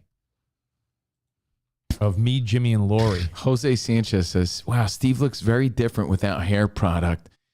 He's right. I had no hair product in. Look at that. There it is. Look at those glasses. You like my glasses? Jeez. Boy. Oh, my shirt says boarding on it. What a sham I am. I was not a boarder. You little shit. You never fucking boarded in your life. I think Jimmy's shirt say rude dude. Does Jimmy's shirt say rude dude? Probably. Dude. What a cute little kid Jimmy was, huh? Yeah, what happened? Yeah, what happened? Yeah. Look at Marianne, so happy. So, see, there's your palate cleanse. I sent one also. And a shout out to all my brothers, hermanos. Thank you, guys. Hey, look at that. I have the next picture spot. I'm rocking some really short Met shorts. Sweet Pompridge. I know. I should rock these shorts, being that's baseball season. Look at this little Met outfit I had. Man, Rich. You know when your parents had matching shit for you? Looks like Ben. Rich is showing a little beanbag on the bottom of those. And then an updated photo. Still hasn't grown into those shorts. An updated photo. Rich still has those shorts. I do. A couple of years ago, we saw my brother. Oh, they were mine. We saw my brother in Maryland a couple of years back, and here's Greg with the 3 kids for the tier 2 people. Look at that. Oh. Your best analogy though, Rich, was the parlay. The cherry blossoms. Oh, look at that. Cherry blossom. Let's take a picture here in front of the cherry blossoms. Oh, it's a beautiful picture. Yeah, beautiful Under backdrop. the tree. That's nice. Jimmy, I wish you would have smiled. You ruined the picture. Yeah. Smile, Jimmy. I'm gonna have to. Dad has such a critical eye for stuff like that. Photoshop that out. Yo, dude, I gotta be honest. I love your dad's like critical eye for things like that. Like, oh, yeah, he ruined the picture. Oh, right? He would like his like level of disdain. Like, that would have been so much better. Jimmy didn't even smile. My dad is funny in a critical way. He'll be like, "Oh, I watched Covino's Behind the Velvet Rope, very funny, but he's wearing a shirt that I didn't like very much." You're like that, like, oh, you can tell Covino he does not look good in blue. Yeah. I love that. I love that. That's very particular, but it's endearing though. It's not rude. It's not in a rude way. It's very funny. So anyway, Siblings Day, man. Thank you. Yeah, man. Thank you, guys. Leave a comment. We posted these pictures on our personal social media pages at Steve Covino. And I do want to say this at Rich Davis, at Covino and Rich, at Spot Center. I do want to say this too. It's National Dogs Day, and our only viral video is actually me giving Sarah the dog. Of all the videos we've ever posted, I thought me eating a McRib. Views. Me eating a McRib actually has more than that. I want to know where the money is on all these videos. Me giving Sarah Piper waffles years ago on National Dogs Day is the only video we've ever had like tens of millions of people watch. I know. We should have ran with that and been like the dog guy or something. Right? Shout out to my dog. Then you have your feet. Now, on National Dog Day, shout out to all my dogs. Shout out to my dog. Shout out to Randy Jackson. My dog. Shout out to Snoop. Shout out to all the dogs out there. I want to give everyone a homework assignment for tonight. I do too. That's where I was going. So let's my hear yours. homework assignment is to watch The Ultimatum on Netflix because I want to discuss this tomorrow. Yeah. I'm 2 episodes in. I watched it. I'm 2 episodes in, but I want to binge the whole thing tonight because it was the most awkward, cringy, awesome, shitty, amazing show. I can't tell you how good and bad it is at the same time. And it's the spinoff to Love is Blind, hosted by Nick Lachey and Vanessa Minnillo on Netflix. It's these couples, and I texted you guys last night. I'm not going to give my takeaways today. We'll discuss tomorrow, but 2 things I want you to keep in mind. Why all these 20-somethings are so wanting to like rush into marriage and kids and this. It's like what are they? They're like their early 20s. I know. To get on TV. Yeah, but I'm saying these good-looking girls, like I'm 23, like I graduated, like, now I'm ready to have babies, and it's like, yo, go live life and make mistakes. Chill. And Sarah and I we both think that the casting for the show wasn't like relationships that are ultimatums. We think they're like relationships that are dead. And they're lying to us because there's no way these people like these people are so horny that the minute they could talk to someone else, they're like, oh! It's fucking disgusting and awesome all at the same time. But Sarah and I agreed that the show is called The Ultimatum. Yeah. And we think that people don't know the definition of ultimatum. I think people think ultimatum means do what I want. And ultimatum is not that. Ultimatum is do what I want, or there's another option. Like a girl will be like, marry me or I'm leaving. And the guy could That's be an like, ultimatum. all right, well, I'm not marrying you, leave. And she's like, wait, that's how an ultimatum works? Like, I think a lot of women don't realize an ultimatum has two outcomes. Yeah, it's do this or else. Yeah, an ultimatum is do what I want or leave. But I think a lot of women and guys don't realize that the or else is usually the outcome. Yeah, it made me think of that meme that says, go hard or go home. People underestimate like my willingness to just go home. Go home, yeah. Like do nothing. Yeah. I kind of just want to go home. Go hard or go home. Yeah, I said I want to go home. If you tell me like how, I'll go home. Speaks to your point earlier. It doesn't, but home's nice. Work hard or go home. I want to go home. Home is nice, but you gotta afford your home. Bro, but I want you to watch for those observations, and we'll talk about it tomorrow because there's so many funny elements to this show. So But Rich's homework assignment. Yeah. The Ultimatum on Netflix. It's such a shit show to watch. Now, keep in mind, why do these 20-year-olds want to rush their lives along? It's so funny. Don't watch it. Don't watch it if there's a potential ultimatum in your life. Just saying. And also, you don't need to be reminded of that. Yeah, and also just notice how horny they are, and notice how yes, I'm horny. So horny. The ultimatum, girl. I don't think women realize. That's it. I don't think women realize what an ultimatum means, because I think they just think I'm gonna get what I want. Like, you better propose or I'm out of here. Right. Are you give me an ultimatum? Yes. Then if the guy's like, well, I'm out of here. The girl's like, but I didn't think that was the outcome. Sorry. You gave him an ultimatum. They're overconfident. Yeah. There's some of these girls are like, there's one way couple too confident. There's one couple on the show. That Oh girl fuck! I that's said like- I wasn't going to talk about it, but you learned this in episode 1. But I really urge you to watch tonight. There's one couple where the girl brought the guy on the show, and he's like, "I didn't want to do this stupid show," and she's like, "Who? Steph Curry, light? Yeah, Steph Curry, and yeah, there's a girl. Steph Curry.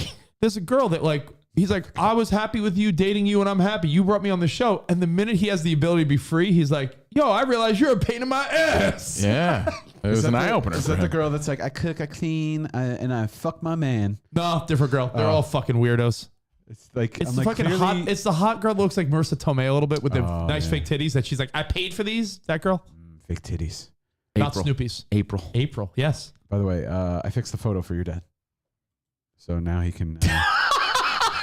Oh, so much better. So now. so Jimmy- much better. Jimmy's Jimmy, smiling. send it to Greg, please. That's funny as hell. So much Oh, better. now I could frame it. Hey, Nelly, oh, but Nelly, okay. put this in a frame. It really I can bothers finally me. hang this up. And you and- take one picture. Jimmy doesn't even smile. And isn't there a story where your mom or somebody got mad at Jimmy because his haircut ruined the photo? Oh, Nelly, my dad's wife, was like, oh, Jimmy's stupid haircut Jimmy's ruined the stupid, picture. stupid Why bangs. would he get such a haircut like that when we're taking all these pictures? It just doesn't make sense. Yes. Oh. By the way, what year was this? Because I feel like you still have side poofs in here. Oh, this was like 5 years, Yeah. 6 years ago, maybe. This is Oh, pre-side poof yeah, it's the last production. time we were in Maryland. That's when Rich had poofies.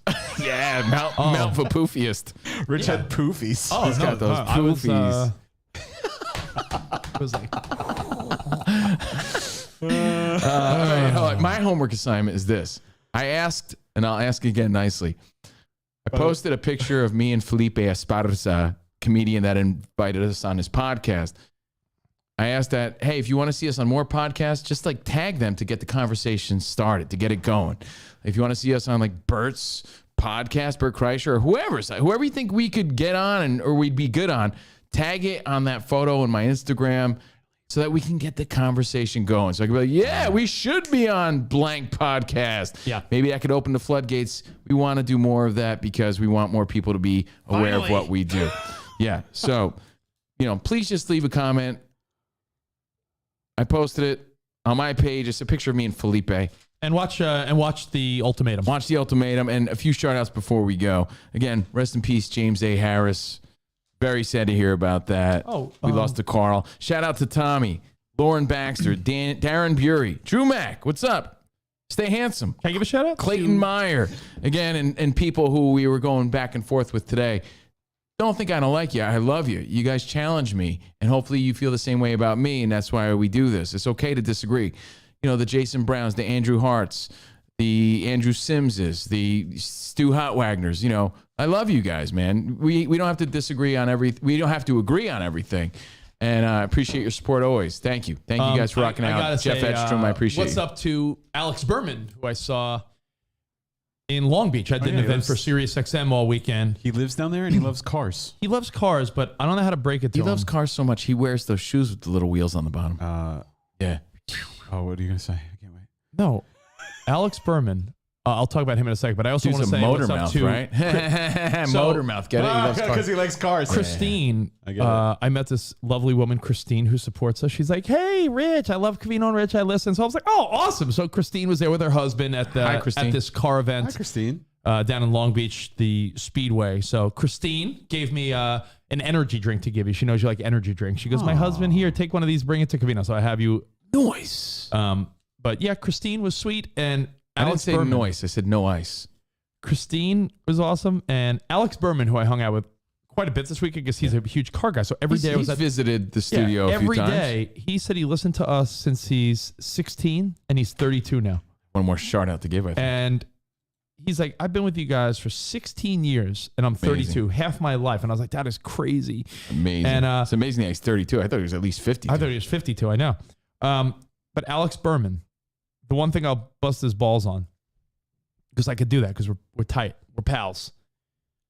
He so badly keeps talking about how he wants to take us to this racetrack, take us to this thing, this race, this car thing. And I don't know how to tell him, like, yo, dude, I'll get a drink with you. We'll have a coffee. We'll have I'll hang.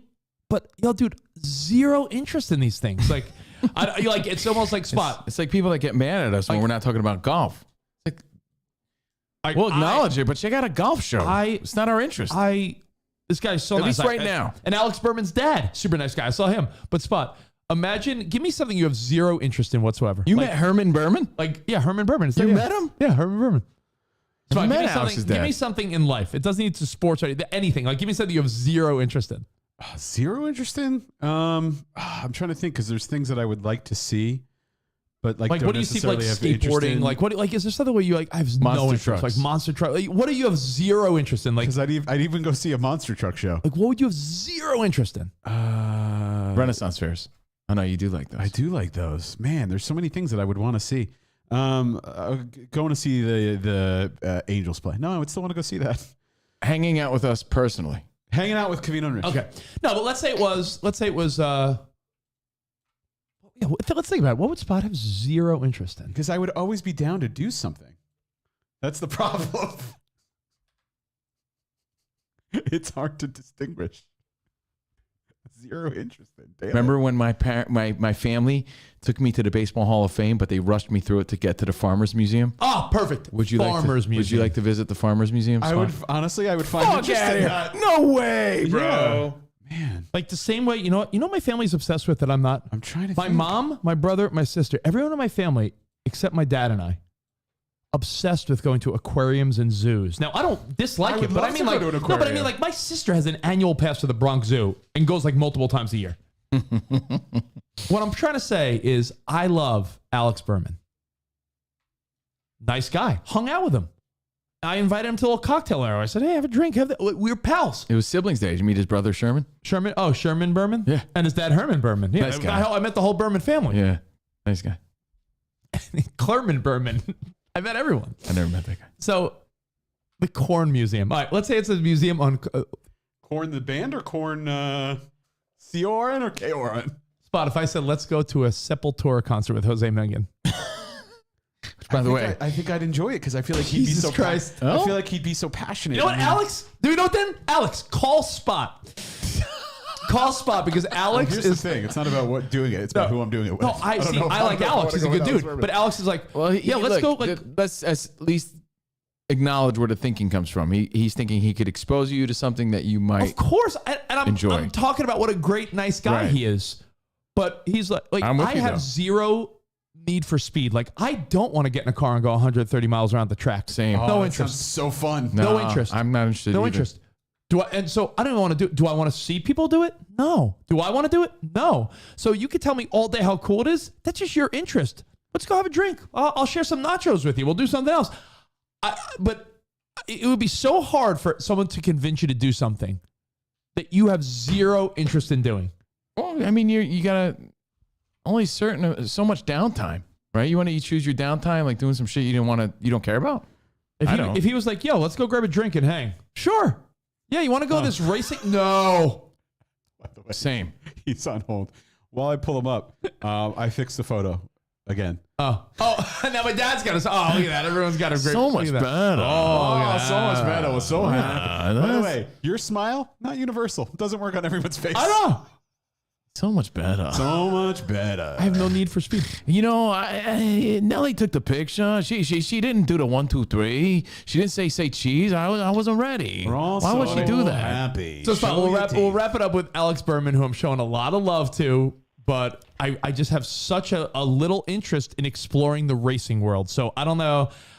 It's like those scenarios where you're like, yo, I fucking think you're a swell guy, but no way on earth am I going to drive a couple hours to go to some race spot and get in a car that I really like? If you told me list 100 things, Rich, that you want to do, it's not. How about throwing some axes for fun? Oh, that sounds like I'd rather do that, to be honest. I'll go throw axes. I really would. I'm not even kidding. Yeah, let's go. I know a place. There's a place I'd in go to a Northridge. car show. I would do that. I love car I shows. would go to a car show. All right, but if Alex Berman's Maybe I'm said, just more if he willing to said, do if he things. said Covino, come down to Orange County, drive an hour plus in your car, so that I could show you these race cars that you could drive around in a track. Oh, it sounds so fun. Then you spot. By the way, I could see how that would be fun for someone else, I can not drive fun the for me. cars by myself.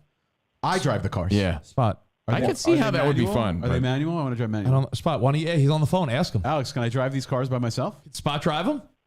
No, you can't drive them by yourself. Well, then fucking what? I You don't can care. have your driver driving them. Oh, what's?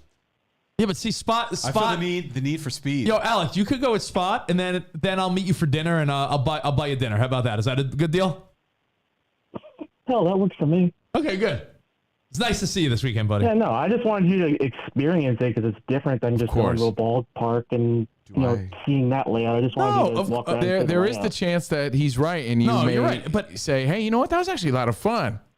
But I get it. But it really is like it's Do I hard have to to go to convince the- someone to do something they have no interest in when their schedule's already like Do I have to No, go yeah, to it's for so sure. it's such a picky, choosy thing. Like I'll go bowling with you. We'll go throw some axes. You want to go play mini golf? I'll give you another one. I have no interest on planet Earth to go paintballing. Oh, it's so much fun. Let's go. Right? If you told me Same, but I could see how people love it, right? Yeah, but if you told me I want to put a welt on your. rather play some but if laser someone tag. said, let's go paintballing this weekend, I'd say, do it. no thanks. Yeah. If someone's Oh, like, it's so fun. You if put on someone's the like, gear, no, you got the dude, like, I get the hook. Even if someone's like, I got the hookup, I got it free, we'll get all. No, don't want to do it. Come on. Yeah, but, bro, but honestly, if someone said, Oh, we can play. if a game. someone said, We'll invite Alex Berman. We'll play a game. Shoot Alex Berman with the pink balls. if someone said, Rich, no, I will pick you up in a limo outside your house, drive you there, paintball for free, then I'll drive you right back home in a limo. You've never done it. I'd say, So that's why. no. All right, Covino, we go to Vegas. You hate gambling. That would be like me being like, Covino, let's go sit at a craps table and for 2 hours. You'd be like, no, thanks. I'll watch for 5 minutes and go do my own thing. You guys gotta live more. Live Moss. Spot, need to what? go You know what? But adopt your Taco Bell moniker. Live Moss. Live Moss. That's all Alex was trying to say. So Live Moss. Got to appreciate that. Rich, if you're already in Vegas, why not go experience things? Because I want to That's the gamble thing. and look at asses and eat nice meals. I don't want to go off to a racetrack. Did you say gamble, eat asses? You're already at the racetrack. That was the thing. I know. Well, I was at the racetrack, nice which meals. and you know what? Alex was showing me like the gear he had and like this cool little device where you could hear the pits. And I'm like, yo, for you, It sounds like the pits. it sounds like a really cool experience. But if you're not into it, that would be like me talking about softball with someone for hours I mean, it's that like had when no people interest. criticize me talking about And boxing. trust me, I've heard Rich talk about softball for hours. It's not fun. No, you didn't hear me. You heard my buddy at my party. talking about Everybody has different interests, man. Hey, Alex, I always appreciate your support, man. I know you've been fucking talked you've been to- around since day one. We We hung out appreciate with it. Alex all weekend. He doesn't take it personally. He knows I'm busting balls. And say hi to Herman and Thurman and all the other Bermans. Thurman's his great grandpappy. Yeah. Thank you, guys. Thurman Berman. Miss you, buddy. Hey, lighten up, bro. He sounded so sad. Thurman Berman. No, because he's gonna hit me up later and be like, "I know you were joking. We're going to the track, right?" No. Have fun at the track, man. No, that would be like someone telling someone that's That's not why I a tell people gambler. I'm allergic. Like, That would you're be allergic someone, to the track? No, Oh my God. that would be like someone. It's a rare That would be like someone that allergy. doesn't gamble. That would be like someone that doesn't gamble at all, like you. Someone would be like, "Yo, let's go to the racetrack." You're like, "Racetrack? Why?" Oh, we'll get. Oh, See the horses. No. But we can watch like the horses race. His mother. Was a mother. Okay. His father was a mother. His mother was a mother.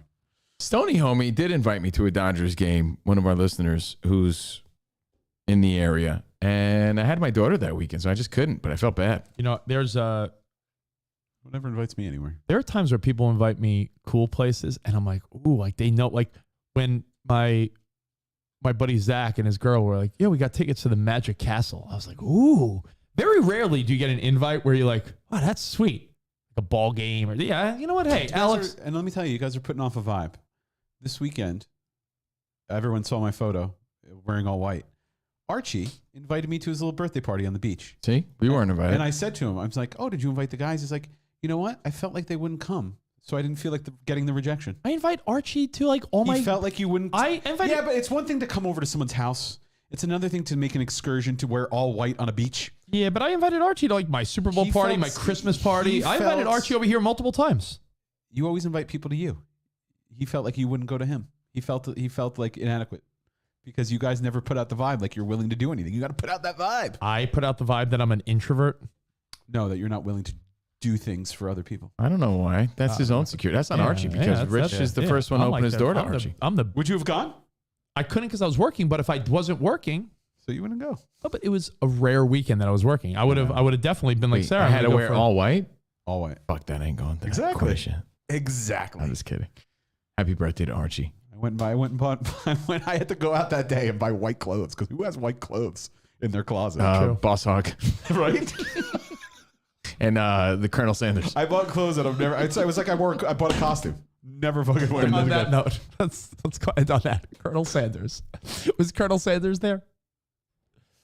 No. All right. Let's see. I asked to go to Rich's thing and he never responded. What's that mean? Ouch. I'm Key wanted to come over. To what? My your house. My racing event? I was there for 3 days and there's you don't have to ask Rich doesn't me. have invites. What invites? It's a public event. Yeah, it's a public event and I was there fucking every day for 3 days. And by the way, I'm Key. Appreciate another I would have loved person to meet you. that I love your support. There's a good chance Rich didn't even see that. Yeah. And also, you know what? I saw when we were in Vegas. Yeah. Some guy was like, yo, I'm in town from like South Dakota, somewhere that was very rare for us to meet him because he didn't live in him. And he's like, hey, I'm like in Vegas when you guys are, when we were there for that event. Yeah. And I told him many times, like, yeah, we're just there's like a 3-hour window where Covino and I are going to be hanging in the casino at the Aria. DM us and we'll say what's up. I have a drink. And then like after that weekend, he's like, yeah, I tried to meet the guys, but it didn't work out. I'm like, didn't work out? Or we told you where we were. Like, sometimes you miss people. Doesn't mean we don't like you. Doesn't mean I love everyone. And hate everyone at the same time. And hate you too. I hate everyone, but I love everyone. I'm sure you're hating me too. You know what it is? I love you until I hate you. If you do something that pisses me off, I'm going to hate you. Even the people that annoy me on social media, I would fucking have a cold brew or a drink with them. A brouhaha. No, cold brew. I actually just love cold brews from. Do you like walks? Because I walk a lot now. Go for a walk. I'll go for a walk with someone. Yeah, meet spot for a walk. You can earn money. You can earn money. How much money you have now with your fucking special shoes? Paid $800 yesterday. His special magic shoes. Even when crypto fucking plummets like it did today, I guarantee you lost money today. Solana did not go up today. The whole crypto market sort of took a little poopy. I have a shoe that I could sell for like 10 grand. Well, then do it. Let's see. Solana. If you sell it, you're even. So everything else is Solana's cake. down. Solana's down 10% today. So your shoes. How much? You got to walk a little extra today. How much? Solana's $100 a share. Oh, okay. It was up. Spot got at 90, right? Wasn't it at 130? It was at 130. Now it's down to 100. So it dropped 30%. I bought everything when it was 90, but it'll go back up. Not I bad. bought everything Of when course when Solana was 90, so I'm still ahead of the game. On that note, should we say goodbye? Yeah. I mean, I'll never leave someone hanging if they want to meet me. I'll never leave someone hanging if they want to meet me. But this guy, Greg. I was in a public setting for for 3 days, just standing there. They didn't even want me to make announcements over the weekend. You know what I did? You've done these. I don't want to hear about your cush gig. You've had cush gigs too. Oh, you have a cushy gig, the cushiest. Oh, I thought that was an earthquake. Oh, it was me sliding down. Oh my God, sweaty ass. That didn't scare you for a second? It was me sliding down leather with my sweaty ass. Hold on, can I recreate it? Hold on. I don't think you could. That didn't feel like it was something. I could feel the rumble. Yeah. It's like my ass keeps catching on the leather. Hold on. Spot, can you sell one shoe and hop around or no?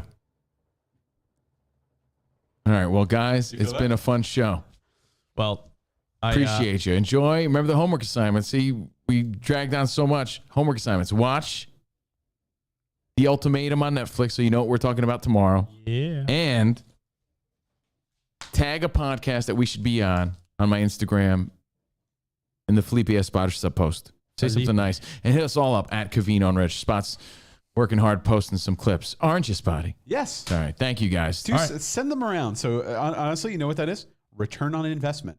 Yeah. So don't just like them. Share them. Yeah. Show them by the to way, people. I'll try to. I'll try in the ether so people can take them and show them and say, this is a show you should watch. Yeah. Can you change that on your Facebook? Can you make your Fox Sports Radio link shareable? I tried to share it yesterday. You never make things shareable. It's because he's a private individual. Yeah, I could change that easily. No, what I'm saying, because I went to share yesterday. I'm like, you don't activate your share option? I don't believe in life after love. That's why. Oh, okay. I never share. Oh, okay, good. Yeah, I could fix that. Real quick, hold on. I told you I went to. I almost forgot this. I went to Archie's party on Saturday. Right, it was a beach party. Chilling on the beach. It's a beach where you can light fires, which I've never been to, and it was fantastic.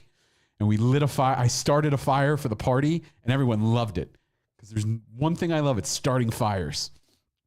But as we were hanging out by a fire pit, and somebody came over, and they're like, "Hey, do you know where I can get more wood?" Because they had a fire too, and with their little group. Turns out, who was it? Prodigy? No. Turns out, guy's name is Tommy. Listens to the show. Has listened to us for years. What up, Tommy? And just out of nowhere, what is the chances? Saw me and was like, wait a second, Spot? From Covino and Rich? That's so funny. I was there with Kristen. Felt incredible. But he was like, hey. So just want to shout out Tommy. Lives in the area. Tommy. He's from Jersey. He's from Jersey. Followed the show from when we were on Sirius XM. Tommy. He's a huge fan. So I want to Nice. shout out Tommy and say thanks for listening. And it gave me hope to know that there's people out there that still recognize us. Yeah. Made you feel cool in front of your It made wife? me feel really cool. And I'm like he thought that he was like, you made my day. I'm like, you made my day more than anything. Spot, I'll tell you this. I feel like I'm a pretty good picture taker. In fact, when strangers say, here, can you take a picture of me? I feel like they've chosen wisely because so many times you ask a stranger to take a picture and you're like, what type of moron are you? I feel like when a stranger's like, can you take a picture? I'm like, I know the right angles because, you're a fucking human. 9 out of 10 times the stranger acts like you handed them a hot potato. Yeah. But Spot, I got to tell you, just with a simple iPhone, you've gotten pretty masterful at taking some sweet candids of like your wife and stuff like that. You're a great photographer, even with an iPhone. But I'm telling you, it's framing and depth of field. Spot, depth of field framing. I took these people. Well, once in a while, you're in an event. They're like, hey, can you take a picture of me here? I'm always taking great pictures. I'm telling you, you ask someone to take a picture of you. 9 out of 10 times, the person is a fucking dope. You get the camera back, it's somehow fuzzy or like, did they not frame what was in the background? Like, people are idiots is what the point is. The end. Have a great day. We'll see you tomorrow. Arrivederci, baby. See you in the promised land. Goodbye. Goodbye.